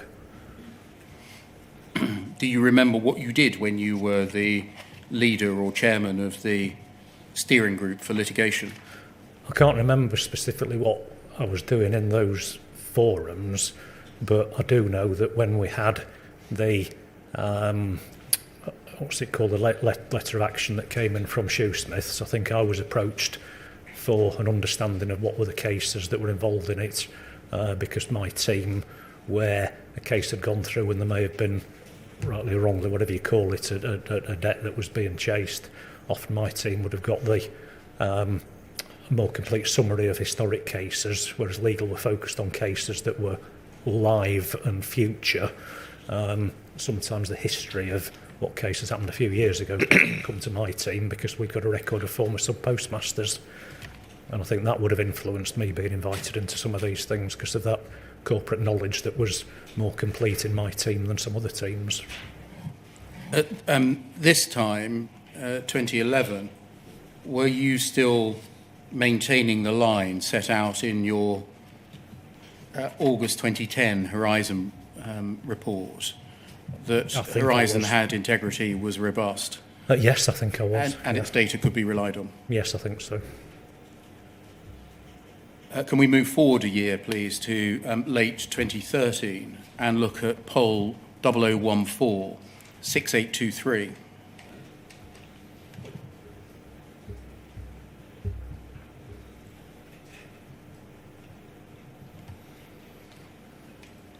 And look at the bottom of the page, please. An email from Charles Colhoun to you of November the 15th, 2013. Excuse me, under the heading Sparrow. Rod, just had a meeting on Sparrow. We need a paper to explain the accounting around Horizon at a high level. One of the points I want to make is that Horizon has few errors with clients. Does such a paper exist? If not, could one be produced next week? High level one. And then up the page, you say on the same day, hi, am on BlackBerry. No document to hand today, but front page of exec summary of paper I did for Dave Smith's Exco still holds good. So stopping there, the front page of executive summary of paper I did for Dave Smith's Exco, that's a reference to your August 2010 report, isn't it? Yes, I think it is, yes. And you're saying in November 2013 that the paper, or the executive summary of your ISME report of August 2010 still holds good, aren't you? Yes, I am. Do you think it was right to say, in the light of the knowledge that you had by November 13, that what you had written about the integrity of Horizon still holds good? In light of what we know now in hindsight, no, I wish that I'd been able to write that and say, but you should note that there were these issues that we've now become aware of. But I think with everything that was going on at the time, I've given probably an off-the-cuff response. And, you know, I hesitate to keep saying I forget things, but even a couple of years onwards, there's so many things going on, you don't remember everything that happened. But yes, you'd be right to say it would be better if I had thought of those issues that had arisen, and it would be better if this email, if I had put those in it, but I don't think I did think of them, and I clearly didn't put them in there. Mr. Ismay, you didn't need hindsight to say that. By this time, you had gone through the second sight process. Right, yep. And the two bugs that they identified Yep. had come to at least your knowledge by then. Yep. Excuse me. You knew through all of the documents we looked at this morning that what you had written about remote access was unsupportable. Why were you still peddling the line in your August 2010 report? Well, because I've just got so many things going on, and I would have kept referring back to that paper, I think. When somebody comes up at short notice and says, oh, I need a paper about Horizon, my natural instinct would be to think, oh, right, okay, yeah, I did one of those a few years ago, I'll refer you to that. I'm sorry. Or did you knowingly regard that as your guiding star, your report, knowing that in fact plenty of information had emerged to your knowledge that directly undermined it? Clearly other things had arisen that did undermine it, but they weren't resonated in my mind to that level, and that in hindsight... Why weren't they resonating? Sorry to speak over you. Yeah, no, I understand, yeah. But I just got so many things that were going on. And I know that in the context of this individual huge matter that the inquiry is looking at, that sounds bad, but I just had so many things that I was doing, and this sort of email wanting something immediately was a common thing on so many topics. Loads of people across the post having loads of things want, can I have this by today? Can I have this tomorrow? Mr. Ismay, you're answering my question as if because of the pressure of the moment, yeah, you wouldn't have realised that things had emerged in the intervening 2 years that undermined the conclusions of your report. Isn't the better way to look at it that over those 2 years you would have realised that things had emerged that undermined the conclusions of your report? This wasn't a snap decision to be made in replying on a BlackBerry, was it? It was a drip over those 2 years. That meant you knew that your report had been substantially undermined, didn't you? Those things did undermine my report, but this is a small number of emails out of hundreds of thousands or tens of thousands of emails that I was getting, and I was being asked to respond to lots of stuff at short notice, and sadly sometimes I didn't put all the things together that were in there, and I did sadly kind of constantly have that thing in my mind of, well, there were all these reasons for assurance that were articulated, and the, whatever you call it, the 14 bug and the 64 bug did get fixed. And so because technical changes had been done to stop the recurrence of them, sadly they probably went off my radar a bit, thinking, well, that's been sorted, when in this context we should have been looking at it, even though they've been sorted, they weren't sorted at some point in time, and so in the kind of whole time frame we should have still been considering them. But I think because I was very focused on operational processes of today, how do you keep today's operation going, I was often looking at, well, if a problem's been fixed, what are we doing about today's processes? And that focus on today's processes, I think, was to the detriment of thinking about, evidently, the disclosure of some things that were happening in yesterday's processes. I was absolutely required to be keeping a focus on today's processes, where the product and branch accounting team was on a constant knife edge of how could its the daily data processing of what came out of the Horizon system that needed to be converted into a format for clients was a constant knife edge of the time to process the files and get that sorted. So I was always and had to be very focused on today and the systems that work today. And sadly, that was to the detriment of issues that I did know about systems earlier, but was very focused on today's systems and today's processing. Or was it that you were proud of your report and that you continued to trade off it afterwards? No, it That wasn't. you thought I your think, stock in the company had risen because you had written a report no, defending Horizon? No, I'd got lots of reports that I'd written. That report, I think I'd probably moved on from. I do accept that there's a thing where in my annual appraisal I've referred, and you've got it, they referred to the chairman saying, good report. That had happened, but I wasn't looking at this as my stock. My stock that I rated myself and my team was the satisfaction that we were getting of regular feedback out of forums such as with the NFSP and with multiple partners, where those colleagues in the network were satisfied that the back office efficiency programme and the way that we were improving systems whilst still going through headcount reduction, how we were improving the quality of service in today's service with that. So that was what I rated myself on.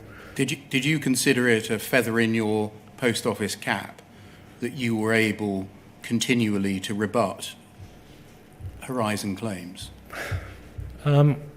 No, I know I've referred to that in that annual appraisal. Well, but, let's wait for that question yeah. to arise. I'm asking, did you consider it a feather in your post office cap that you personally were able continually to rebut Horizon claims? No, I don't think I was responding to allegations from subpostmasters. There was often articles that were coming along and general questions, and I was able to respond with, these are the reasons for assurance about the system, these are the reasons that certain processes and controls work. I was satisfied that I was responding with those things. I wasn't taking satisfaction from closing down an individual subpostmaster's case. Can we look, please, at poll 0029 6291?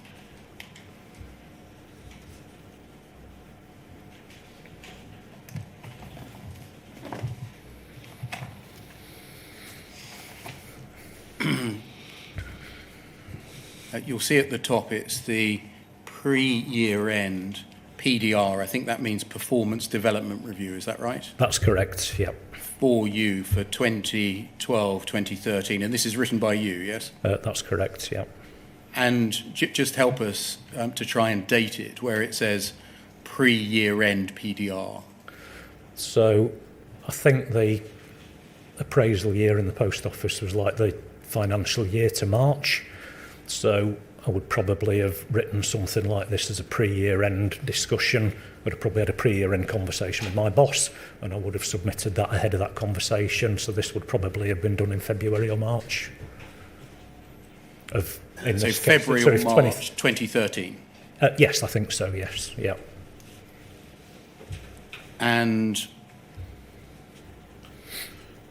if we look, you say it's been a good year for you. And then highlights of my year, if we scroll down a little bit, please. Do you see 3 bullet points from the bottom? Yes, I do, yep. Which is, I think, the thing that you knew I was going to ask you about. Yep. JFSA, praise from chairman for the ISME report and being able to continually rebut claims. Yep. Was the chairman you were referring to at that time Alice Perkins? Yes. Was it she that praised you for your August 2010 ISME report? Yes, and when what did, I put in the statement. When did she praise you for your August 2010 report? I don't know, but if I've put it in my 12-13 appraisal, it would have been sometime between April 2012 and March 2013. What did Alice Perkins say to you? So my recollection of what she's said is in my statement, and I think that she said something like, you're the author of the ISME report, a good report. I don't remember. In what context did she say it?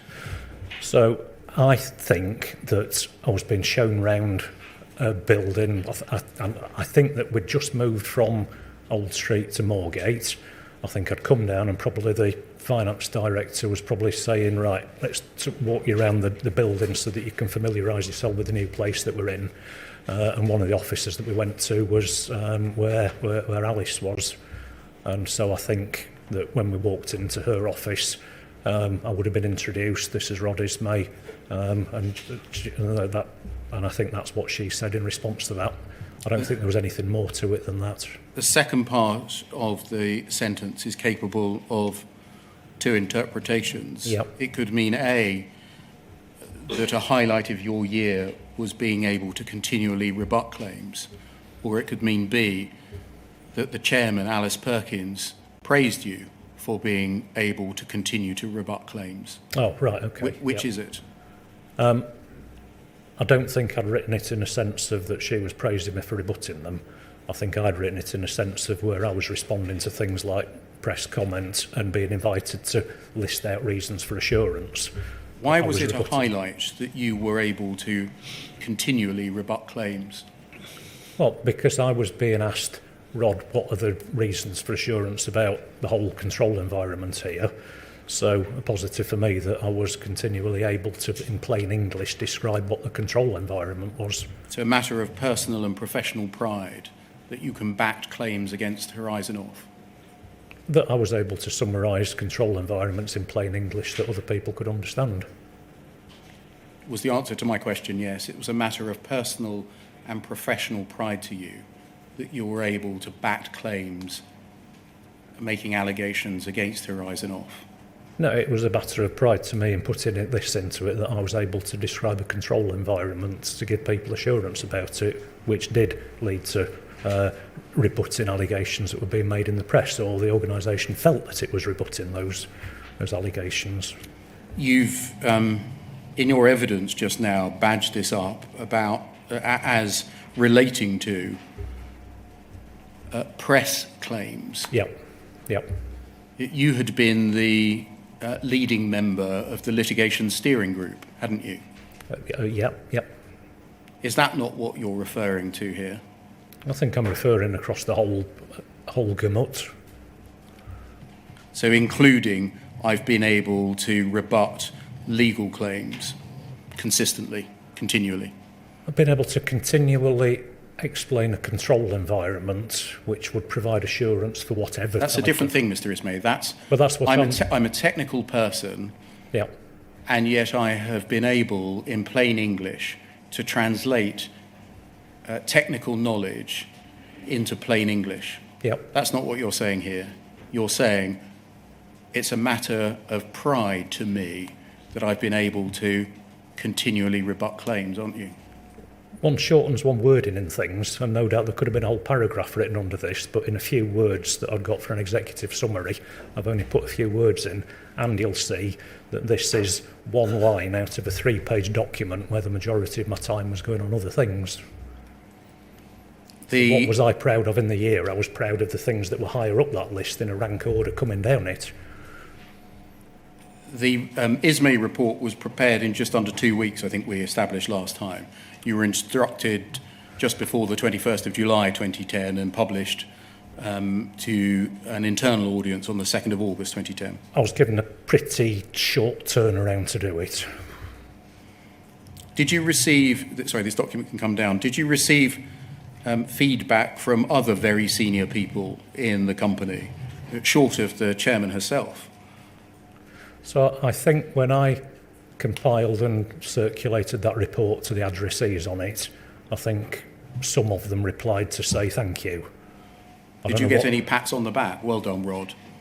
I don't know what the email said, but I think they were along the lines of thank you. I don't think they were very long emails, but there was some thanks came back from some of that audience for sharing that report. We've seen this morning a series of occasions where people have raised the question, should we, and the answer came back, yes, I think we should, get an independent external report into Horizon. Was your report something that essentially put that issue to bed? I don't think my report would have put that to bed. Well, were you asked by any member of the Post Office Board for your own view on whether an independent investigation into the reliability of Horizon should be commissioned after your report? I don't know. I mean, we've got correspondence about people like Deloitte coming in and looking at something. So I was clearly... Did Mr. Smith, for example, speak to you about whether it was necessary to get an independent report after yours? Right, so I don't think that I don't think he came to me and said, after your report, Rod, we need to do that. No, I don't think so. He's told us that there was no merit in commissioning an independent expert or indeed a forensic accountant to test the reliability of Horizon because your report adopted a clear-cut position on that at that point. Oh, well, I didn't know that he'd said that, but my report was not an investigation. My report was a summary of speaking to different people and different teams to say, can you explain the control environment? Can you explain training? Can you explain how call centres work so that I can kind of summarise what are the things that influence our thinking to think we can rely on this system? So I'd be surprised that somebody would look at that and say, oh, that's actually a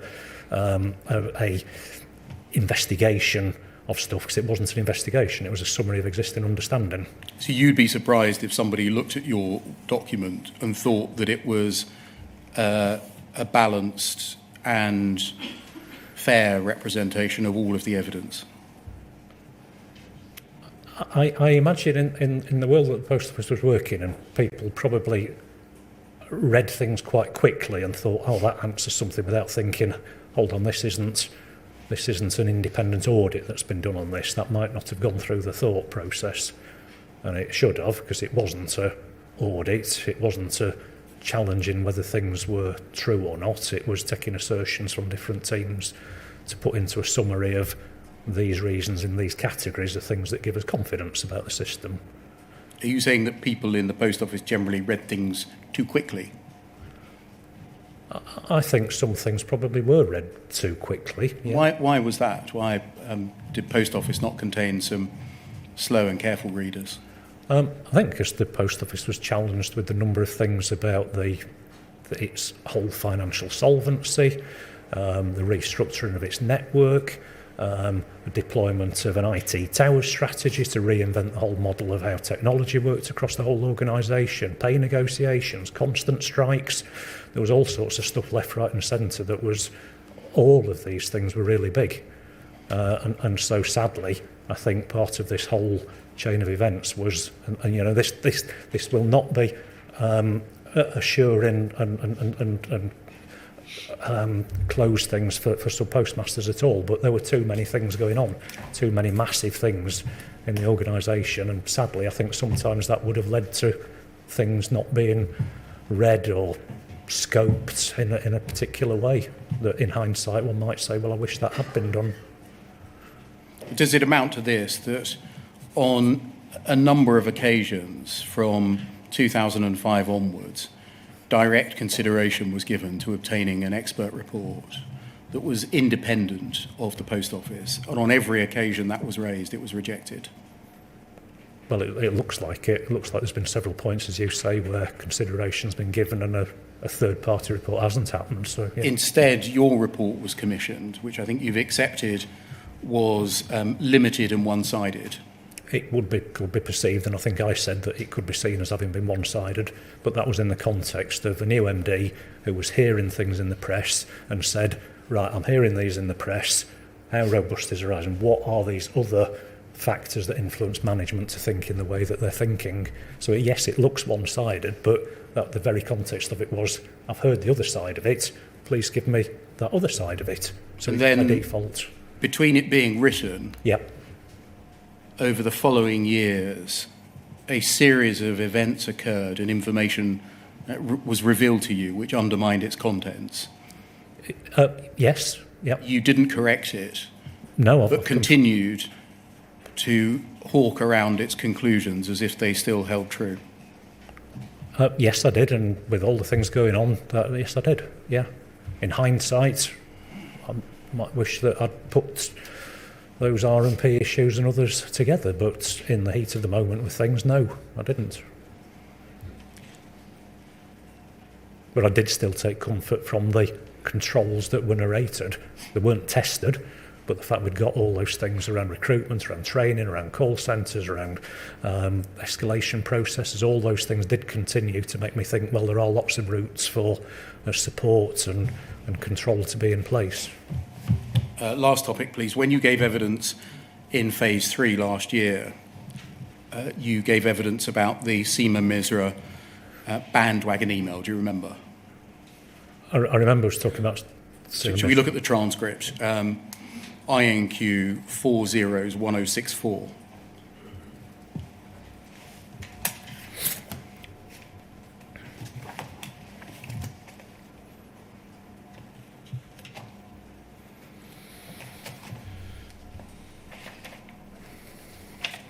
And if we can look, please, at page 7, please. And internal, page 28, which is bottom right.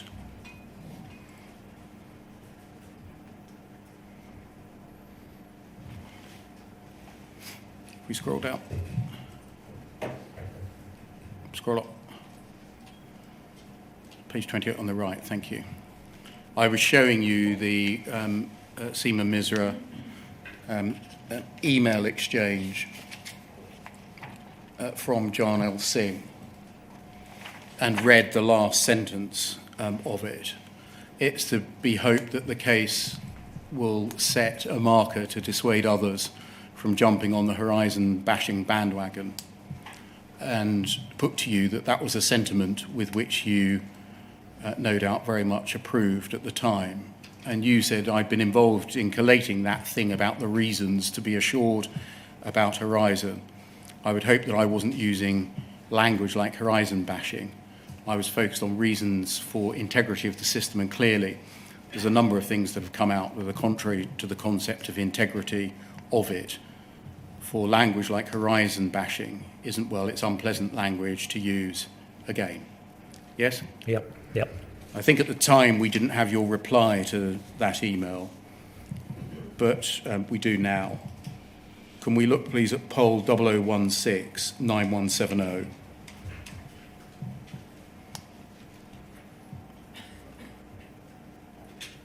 And look at page 2, please.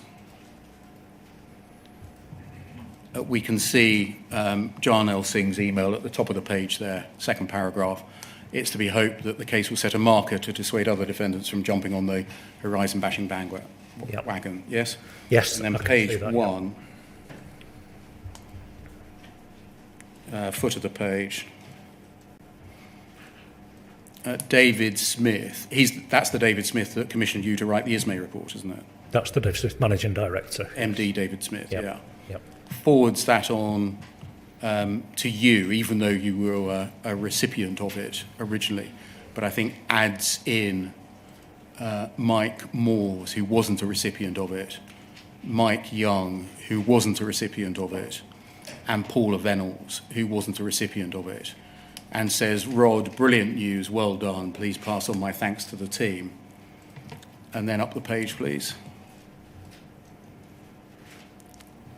You, I think, send it back, that chain, to all of the people that were included on the original chain and add people in, don't you?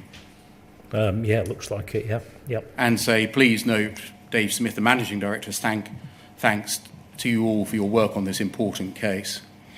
Dave and the executive team have been made aware of the significance of these challenges and have been supportive of the excellent work going on in so many teams to justify the confidence we have in Horizon and in supporting our processes. This is an excellent result, and a big thanks to everyone. So far from thinking that the language that Mr. Singh had used was unpleasant, you jumped on the bandwagon too, didn't you?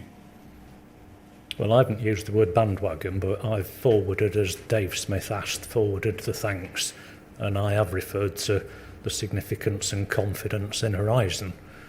So you've joined in the backslapping. Yeah, yes, I have congratulated people for their input to that. Yeah. was it the case that the executive team and the managing director had been watching the Misra case very closely? Well, it looks like it. I don't know how closely they were watching it, but it looks like they were. That you saw the Misra case, didn't you, as a vindication of what you had concluded in your report, didn't you? No, I think the two things, you can link them, but I think they were separate. I didn't see the Misra case as a justification of my report. I'd done my report, and rightly or wrongly, I might have been kind of assured that there were those reasons in there. The Misra case was a separate thing to that. I wouldn't see the Misra case as a justification of my report. You saw it at the very least as a case, the outcome of which justified the confidence that the Post Office had in Horizon, didn't you? Well, yeah, that's what I've said. The evidence that went into it must have supported the organisation's confidence in Horizon. And Dave's asked me to forward those thanks, and I have, to the wider audience who were in that email there. Mr. Ismay, thank you very much once again for answering my questions. Okay. So the call participants have some questions. I think, given the timing of them, it will be acceptable just to sit through until we finish. Right? Who's going first? I think Mr. Jacobs is first. Right. I'm not sure I'm switched on there. Mr. Ismay, Well, I hope you are, in both senses. Mr. Ismay, can you hear me? Well, I can hear you, yes. Okay. I'll lower my voice again.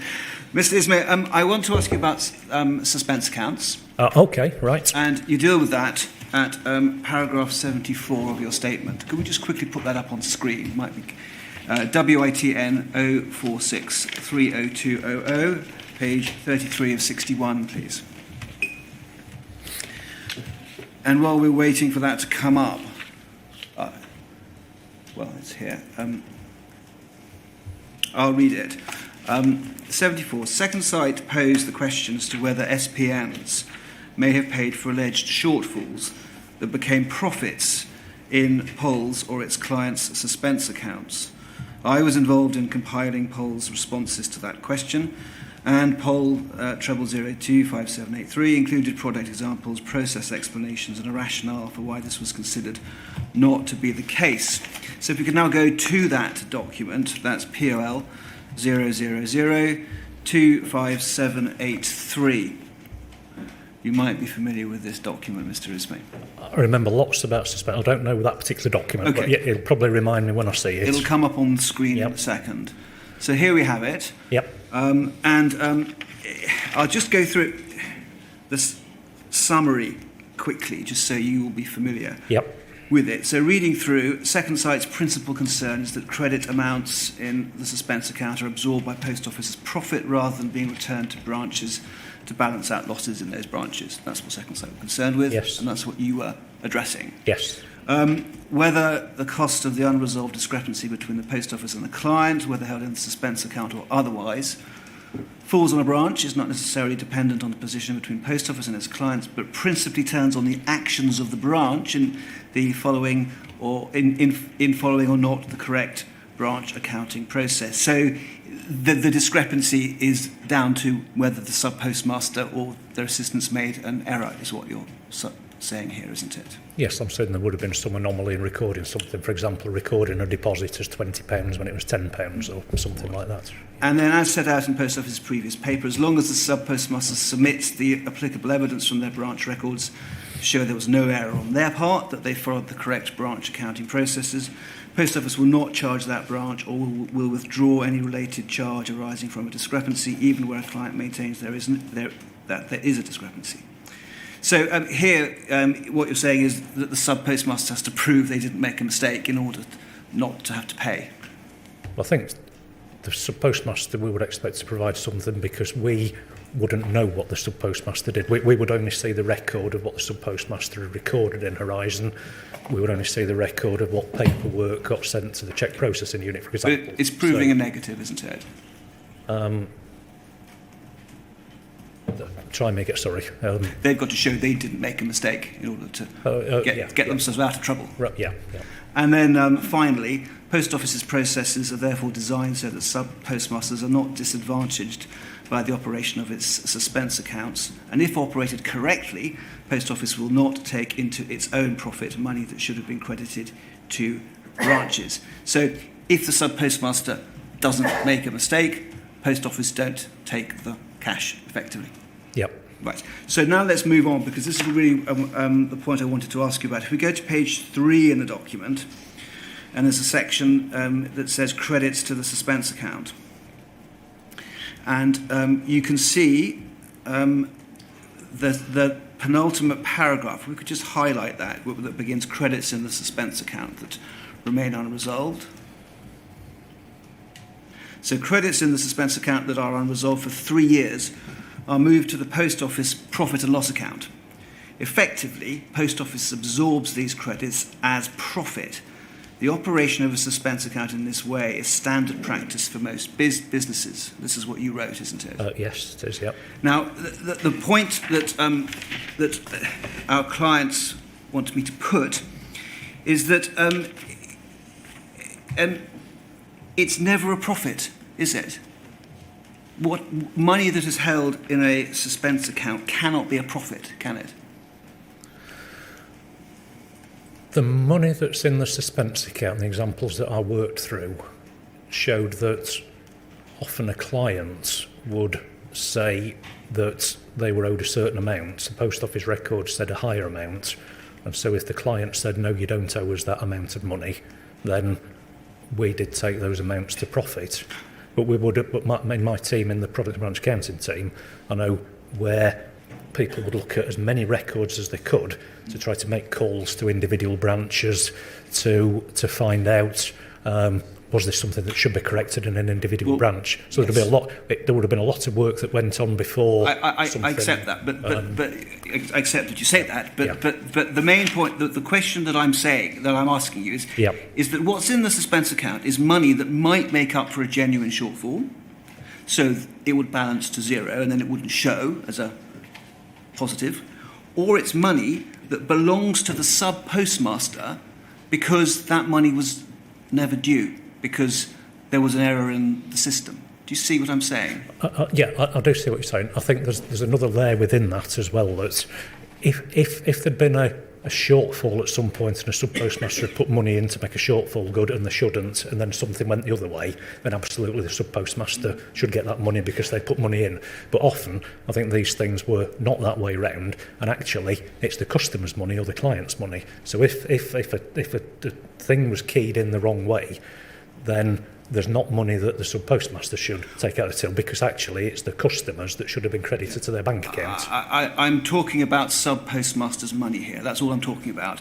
Because the money that sub-postmasters paid in to the Post Office on account of horizon shortfalls that didn't exist, that were illusory, that is their money that the Post Office turned into profit. And that is what so many sub-postmasters are so angry about, that Post Office took their money. It's a serious matter, isn't it? Well, that's a serious matter, but my understanding was that we've looked at the 62 and the 14 branch issues. I thought they were narrowed to those branches only. Where things arose in other branches, and we could see that Fujitsu confirmed it didn't relate to those branches, then I think I'll come back to our expectation that this affected the customer or the client. The money that's in the till in a post office, if a sub-postmaster's made a shortage good, then yes, there's a situation that they shouldn't have had to make that good and they should be entitled to the money back. But a lot of errors would arise where something hadn't been a shortage in the first place, and that money is effectively money that, on trust, the sub-postmaster's got it in the till, but actually it's customer money en route to a customer's bank account. It's not the sub-postmaster's money, it's not Post Office's money, it's customer's money. I've got the point. Your wording is the operation of a suspense account in this way, which is it goes into the profit and loss account after 3 years, is standard practice for most businesses. Right. These were not, Mr. Ismay, most businesses. No. These were financially stricken people who were having to borrow who were having to find money that they were struggling to find at the expense sometimes of not being able to feed their families. This was an overly rigid corporate approach, and essentially this took money from the postmasters and ploughed it into post office's own profits. That was what Second Sight and Sir Anthony Hooper wanted to find out, isn't it? That's what they were asking, but we believed that there'd been a missed key, something like that in a branch, and we'd done everything that we could to try to pin down what was the branch. So the examples that I've given in here refer to things where, say, cheque paying in slips were sent in that didn't have the branch number on it. You couldn't. So I'm sorry. I'm sorry that I'm speaking too fast. Yeah. I'll try to slow down. We did as much as we could, but if there was no record of what the branch number was, and sometimes the cheque processing centre, IPSL, they sometimes raised issues where they received like a blank envelope with cheques in it, and you got no idea which the post office was that had sent them. So, Mr. Smith, I apologise, but we don't have much time. I just want to take you finally, because I think this might help you with the answer giving, thanks. to paragraph 79 and 80 of your statement, which is WITN 046-30200. And then I'll have a couple of questions and then I'm finished, okay? Okay, yep. So paragraph 79, please. And so you're talking about this process. It's page 36 of 61. 79. Here we are. At that time, based on the general but perhaps misplaced confidence in Horizon and its related processes, and in light of the credits or write-offs agreed for the known issues disclosed to Second Sight and referenced in their interim reports, my recollection is that neither I nor Pol believed there were illusory losses, nor that SPMs were paying for alleged shortfalls that generated profits for Pol. Moving down to 80, the last sentence, however, I would be less confident to say what you're saying now, with hindsight, in light of the increased concern about Horizon that has arisen through its inquiry. And through this inquiry. And my final questions for you are these. You predicated all your responses to Second Sight on the assumption that there could never be any illusory loss, because you needed to demonstrate that Horizon was robust, because that's what you said in your report in 2010. That's what you did, isn't it? Did, but we didn't believe there were illusory losses because we thought the processes worked. And I know there was the 62 and the 14, but we did compensation to those branches to deal with that. So we didn't think that it applied in other branches. Let me put this to you then. You were asked to respond to a legitimate concern, and you provided a one-sided view, and what you were doing here is you were rebutting, you were not investigating, because you predicated your answers on the presumption that there could not be illusory losses, which suited the post office position. It wasn't a balanced response, was it, Mr. Ismay? It doesn't look a balanced response, but we didn't believe that there were illusory losses, and therefore the way I've conducted it was to try to summarise some individual product transactions and describe them with the belief that there weren't illusory losses. I wasn't doing it to rebut an allegation about Horizon. I was doing it to describe, if we look at Camelot, if we look at ATMs, look at check, whatever it was, the products that I've narrated in this in the 4 or 6 page suspense account document, I and my team, we didn't believe that there were illusory losses. We just didn't. I haven't got any more questions for you, but thank you very much. Okay, thank you.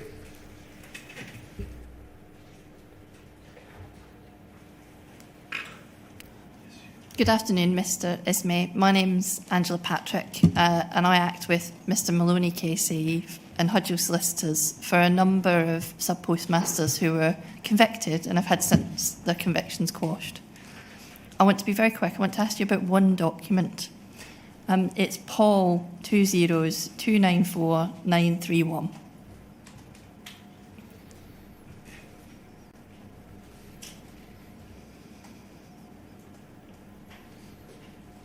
And if we can look midway down the page, if we can scroll down a little to start with and stop around here, you see that's an email from Emily Springford, who we know is a lawyer who was in the Royal Mail Group. Okay, right. And I think you've been saying this morning you're familiar with the inquiry, you've been following some of the evidence.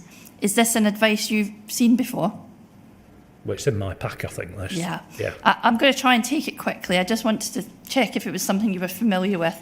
If we scroll down a little way, we can see she's advising on 4 lists of claim that have been received from some subpostmasters. We've talked about them this morning, the Shoesmiths claims in 2011. Yep. This is the 20th of October 2011. And she starts talking about document preservation. But if we can roll up a little way, you see there she's saying, please ensure this communication reaches everyone in your department who has access to or is in the position to create documents relating to the issues being subpostmaster claims Yes. arising in these claims. I've started a list of teams and so on. If we scroll up a little way, we see again she deals with document creation. Sorry, down into her email a little further, please. Over the page. And if we go down to document creation, so I can see the end of those bullets, please. Thank you. And you say here she's dealing with document creation, and she says it's very important that we control the creation of documents which may relate to the above issues and which may be potentially damaging to Paul's defence of the claims, as these may have to be disclosed if these claims proceed to litigation. Your staff should therefore think very carefully before committing to writing anything relating to the above issues which is critical of our own processes or systems, including emails, reports and briefing notes. We appreciate this will not always be practical. And if we go to the bullets, she gives some guidance on what she thinks needs to be done to understand whether or not a document might attract legal privilege. And she says, if the dominant purpose of the communication is not to obtain legal advice, try to structure the document in a way such that its dominant purpose can be said to be evidence gathering for use in litigation. Mark every such communication legally privileged and confidential. And then she goes on to give some more guidance. And at the end, she says, where possible and appropriate, copy a member of legal services into the communication and make clear that you are doing so to enable them to advise on the content. Please note that copying a member of legal services into the communication alone will not necessarily suffice. And then just to top it off, she says, if in doubt, call legal services before committing anything to writing which relates to these issues and contains critical wording. And she ends by giving some advice on particular documents they want to be sourced and provided to the legal team. Now, if we scroll right back up to the top of the document, beyond the top of Miss Springford's email, and stop there for a moment.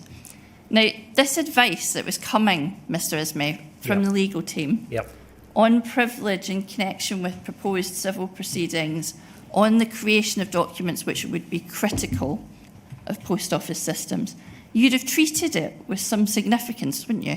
Yeah, yep. And you would have expected anybody else receiving it to treat it seriously. You're nodding. The transcriber likes it to say yes or no. Okay, yep. Yeah. Miss Springford's advice, there she's giving, it's meant to be disseminated by those who read it, who receive it, trickled down and cascaded through the business. Is that right? And if we see there, her email isn't addressed to you. You're not on the original list of recipients. Yep. But in this document, we can see somehow you've received it and you're forwarding it on. You're cascading it. You're sending it to Mr. David X. Gray. Yep. Was he somebody in your team? I think he was in the IT team. Yeah. So it was being cascaded through the business, wasn't it? Yeah, so I expect my boss is in the audience for it. I imagine my boss has cascaded it to me. Okay. And by this point, you knew that some sub-postmasters had been prosecuted by the Post Office on the basis of Horizon data. Yep. Including some who were in the Shoesmiths group. Yep. Yeah. Did anybody ever, whether around the time of this Springford advice or later, cascade down to you and onto your team any advice first about Post Office's continuing duties as a prosecutor? I don't think about Okay. it as a prosecutor, because that's a matter for the legal team to be considering. So I don't think that people would have approached my team about matters of that. Separately, did anybody cascade, in the way that this advice was, any advice to you on the relationship between any duties the post office might have as a prosecutor and the relationship between those duties and this Springford advice on the care to be taken in relation to documents critical of post office systems? Well, I don't think so, and I say that because my team weren't like the prosecutor, we weren't legal, so I don't think that it would have been relevant to us. Okay. And did you understand that Post Office had continuing duties towards those that they had prosecuted? Well, I think my understanding would have been that a prosecution had been completed and that was it. I can see now from all the correspondence that I've had that when one's become aware of something that should have been disclosed, then you need to go back. But I think at the time, I wouldn't have understood disclosure like that. Thank you very much, Mr. Ismay. I have no further questions for you. Mr. Ismay, Hello. were you the Post Office's gatekeeper for the remote access secret? No. It was your team in Chesterfield that actually signed off when Fujitsu sought approval for tampering remotely with branch accounts, wasn't it? We were one of people approached in that 3 options paper. No, I'm talking about when routinely Fujitsu would tamper with branch accounts and seek Post Office approval to do so. It was your team that gave that approval, wasn't it? No, I don't think so. Well, Mr. Andrew Wynne, when he gave evidence at this inquiry, admitted it. He said this: I could see myself being the voice that would give Post Office limited approval, yes. That's what he said.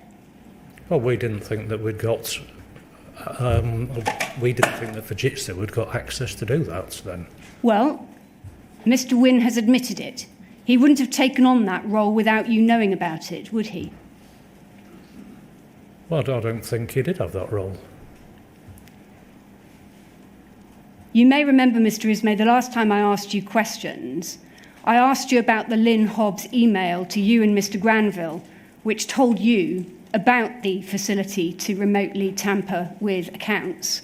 And I asked you why it had only survived in the form of a cut and paste into another email. Do you remember that?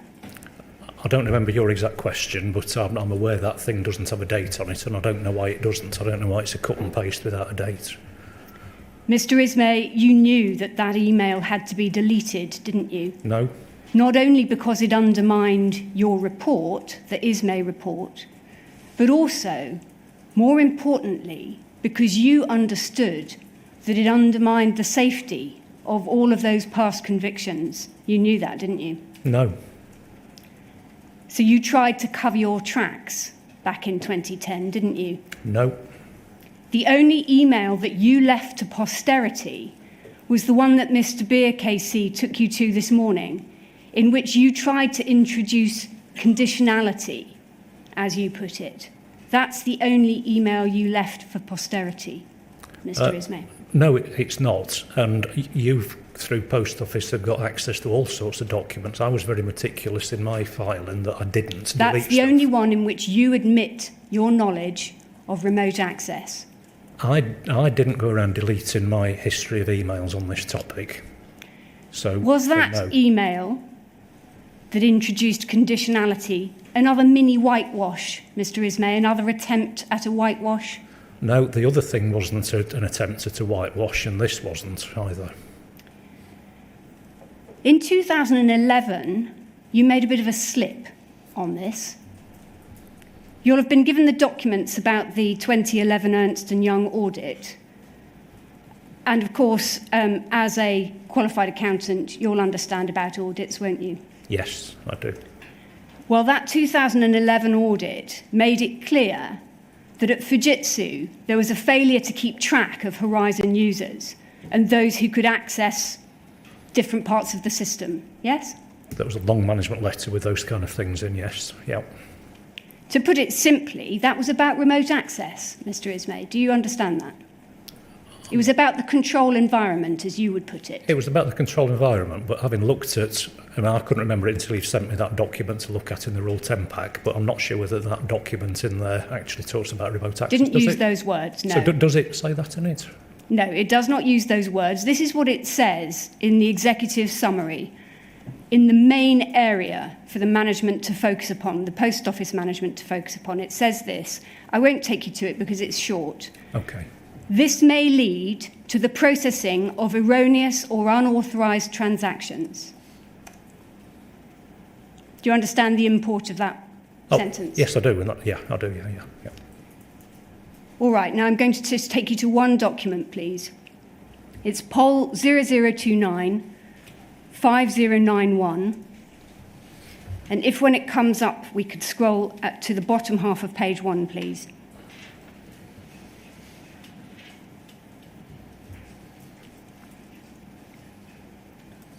So if we scroll down, thank you. From Sarah Hall to you and a number of other people, Chris Day, Mike Granville, Susan Crichton, Mike Young, Leslie Sewell, and copied to David X. Gray. RMG ARC paper draft re-horizon urgent for review by Thursday midday.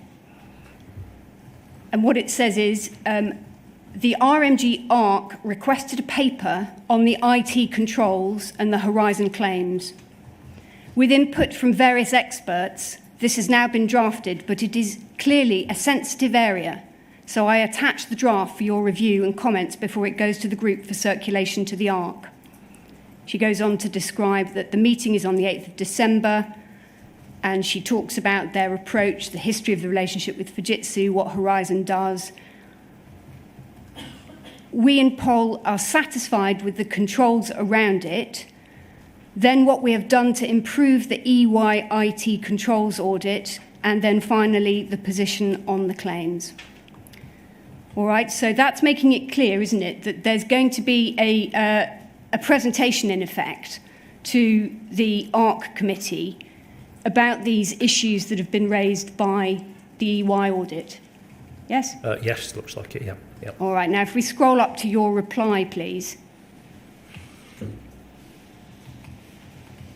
Now, bearing in mind, it's been acknowledged as a sensitive area, hasn't it?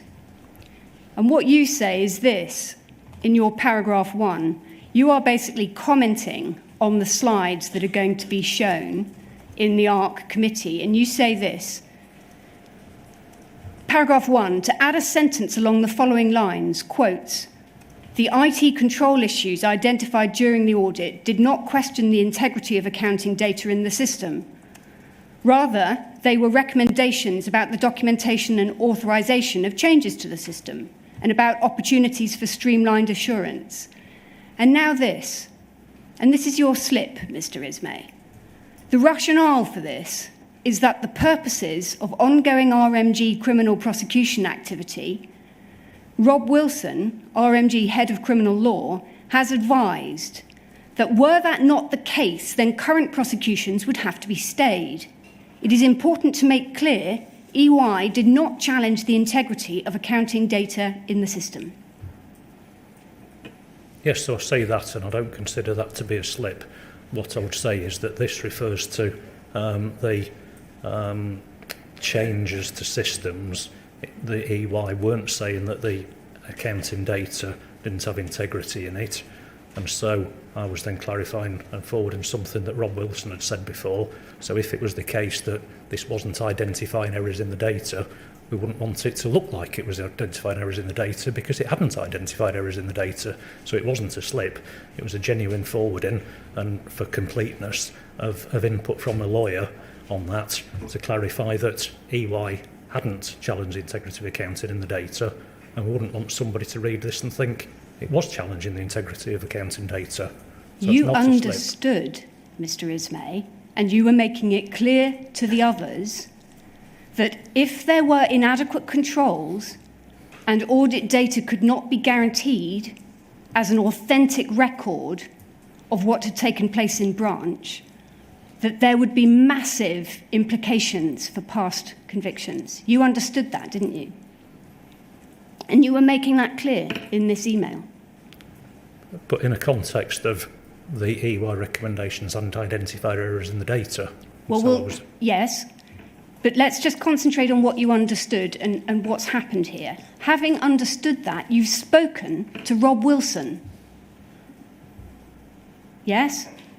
You've spoken to Rob Wilson. I don't think I because Rob Wilson, as we've seen in earlier documentation, had made that indication in that email that Mr. Beer shared a couple of hours ago in the inquiry.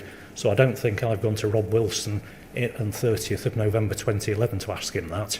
I think I've recalled that thing was something that Rob Wilson had said, and I've referred back to it. So you'd seen that email chain, had you? Well, I've referred to that same stuff in the ISMAE report. Yes, okay. Well, there's a lack of controls. That's what you understood from the EY report. And the EY report said that could lead to unauthorised transactions. So that does affect the integrity of the accounts, doesn't it? It indicates it could lead to it. They haven't identified that it did lead to it. And I don't think... You were giving false comfort here to the ARC committee, weren't you? Because you were suggesting that there had been no question about the integrity of accounting data, when in fact the EY report said that there might be unauthorised transactions as a result of the lack of controls. No, I think I've clarified something, and I imagine the ARC would have got the whole EY report, so the ARC would be able to read all the things that Ernst & Young had said and have just contextualised this. You were massaging what the EY report said, weren't you, Mr. Ismay? No, I think I was clarifying stuff for the reader on it. And what's more, you knew that Fujitsu could and did tamper with branch accounts, use that remote access facility. You knew that. No. I've seen emails that thing about option A, B, C that refer to that, but I don't know that it had been built, and I don't know that they used it. Rob Wilson knew as well. He had received the email, the same one with those solutions 1, 2 and 3, the Friday before Seema Misra's trial started on the Monday. He knew, and you knew, about that facility. This email shows that you and he were deliberately covering up what you knew about remote access, and doing so because you knew about the implications for past convictions, didn't you? No, and in the answers that I've given to you already, I've explained why that's not the case. Thank you, sir. So, unusually, I've got a couple of supplemental questions with your permission, and looking very carefully at the time. To be snookered by one's own counsel, eh? I think that was a yes. I may not listen. Carry on. Mr. Ismay, it's a continuation of the theme of knowledge of remote access. And it's a series of questions that I ought to have put to you earlier, but didn't. It concerns 2014. Do you remember I asked you about the emerging picture of remote access coming in 2010 in October and November through the showing to you of solutions 1, 2 and 3? Yes. And then in 2011 as well? Yeah. And then again in 2013. I just want to look at 2014, please. Okay. Can we, do you remember the Project Zebra report? Having seen all these documents, it's kind of bringing that back to my mind. Yeah. Can you remember what Project Zebra was? I think it was it was a Deloitte review. You've sent me, I can't remember exactly what the document said. It was a report commissioned by the Post Office of Deloitte. Yes, yeah. Which, amongst other things, addressed the Horizon system. Yeah. I'm not going to look at the report. I just want to look at the summary of it that was distributed after the report had been delivered to the Post Office. Can we look at poll 303-1409?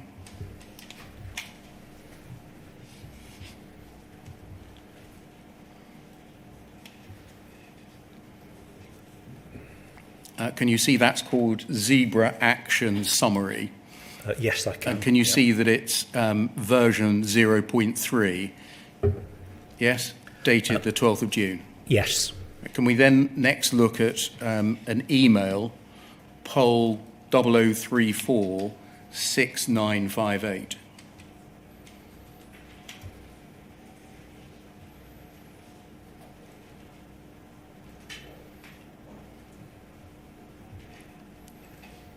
Can you see this is an email of the 17th of June to you, 9 o'clock in the morning, from Julie George, attaching Zebra Action Summary version 0.3? Yes, yep, To the report I've just showed you. yep. I've tried to call you, Rod, a summary of draft actions arising from Deloitte's recent piece of work on the Horizon system. Clearly no blame attached anywhere, etc. Okay? Yes, yep. Can we look at the reports, the action summary that you were sent then, back to poll 303 1409?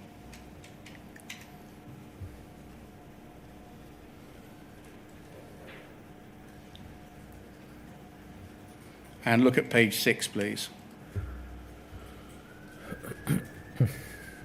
And look at paragraph 4.2.2. Under data logging. One point raised in the report was that it was possible for someone with privileged access to delete data from specific areas of Horizon. This was always a risk with individuals using admin or power user accounts and is a persistent risk, one that needs to be catered for in almost any organisation.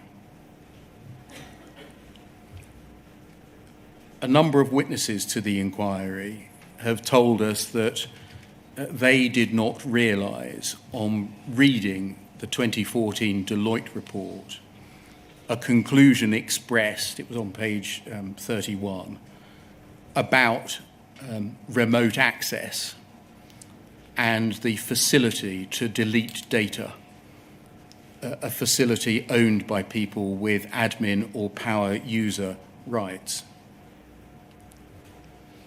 This Post Office summary of the Deloitte report specifically raises that issue, doesn't it?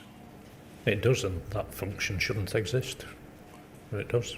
It specifically draws to the reader's attention, out of all of the pages of the Deloitte report, that facility, doesn't it? That does. So is this document that we're looking at, is this something that Post Office has written in response to Deloitte? Yes. Right, okay. Right. It's a summary of actions arising from the Deloitte report. Okay, right. This is a narrative part of it. Right. And the point I'm making is that a number of people have said, we, the Post Office, didn't spot these paragraphs tucked away in a Deloitte report about remote access. We didn't realise those until Jonathan Swift pointed them out to us in 2016. And I'm saying this document here flags that issue up, doesn't it? Yeah, it does, yeah. And it was sent to you, wasn't it? I don't know, was it? Well, we just looked at the email attaching it. Okay, right, yes. Yeah? Yeah. It was sent to you. Yeah. This undermined your report yet again, didn't it? Yes. So what did you do about it? I don't think I did anything about it. I don't remember it. But what I remember about the Zebra report was the other thing that's in the evidence, where I challenged one of the actions, Action 4A, I think, at the end of the report, where there'd been a misunderstanding that said that Product and Branch Accounting had got the ability to put transactions directly into Horizon. And I said that needs changing because it doesn't. That's a complete misunderstanding. And I proposed a very onerous alternative piece of work. And I think my focus on this document was that just leapt out so much to me to say, you've got a misunderstanding in there that you think finance Mr. Ismay, you said in your report there were no back doors into Horizon. In the 2010 report, yes, yeah. This is the fourth occasion on which you are being told there are such back doors. Right, yeah. Why did you do nothing on each of those 4 occasions? Well, I'm sorry, I think I've just got so many things going on. This hasn't registered with me either, and that's no good saying that. That's not a satisfactory thing, but it didn't. Thank you very much, Mr. Ismay. That was the supplemental topic, sir. Thank you. So that brings today's proceedings to an end. Thank you, Mr. Ismay, for making a second witness statement and for coming back to give evidence today. I'm grateful to you. Thank you to the legal representatives of co-participants who curtailed themselves admirably. And we'll meet again on Tuesday. I think it's Mr. Mark Davis on Tuesday. That's right, sir, full day. Fine. Thank you.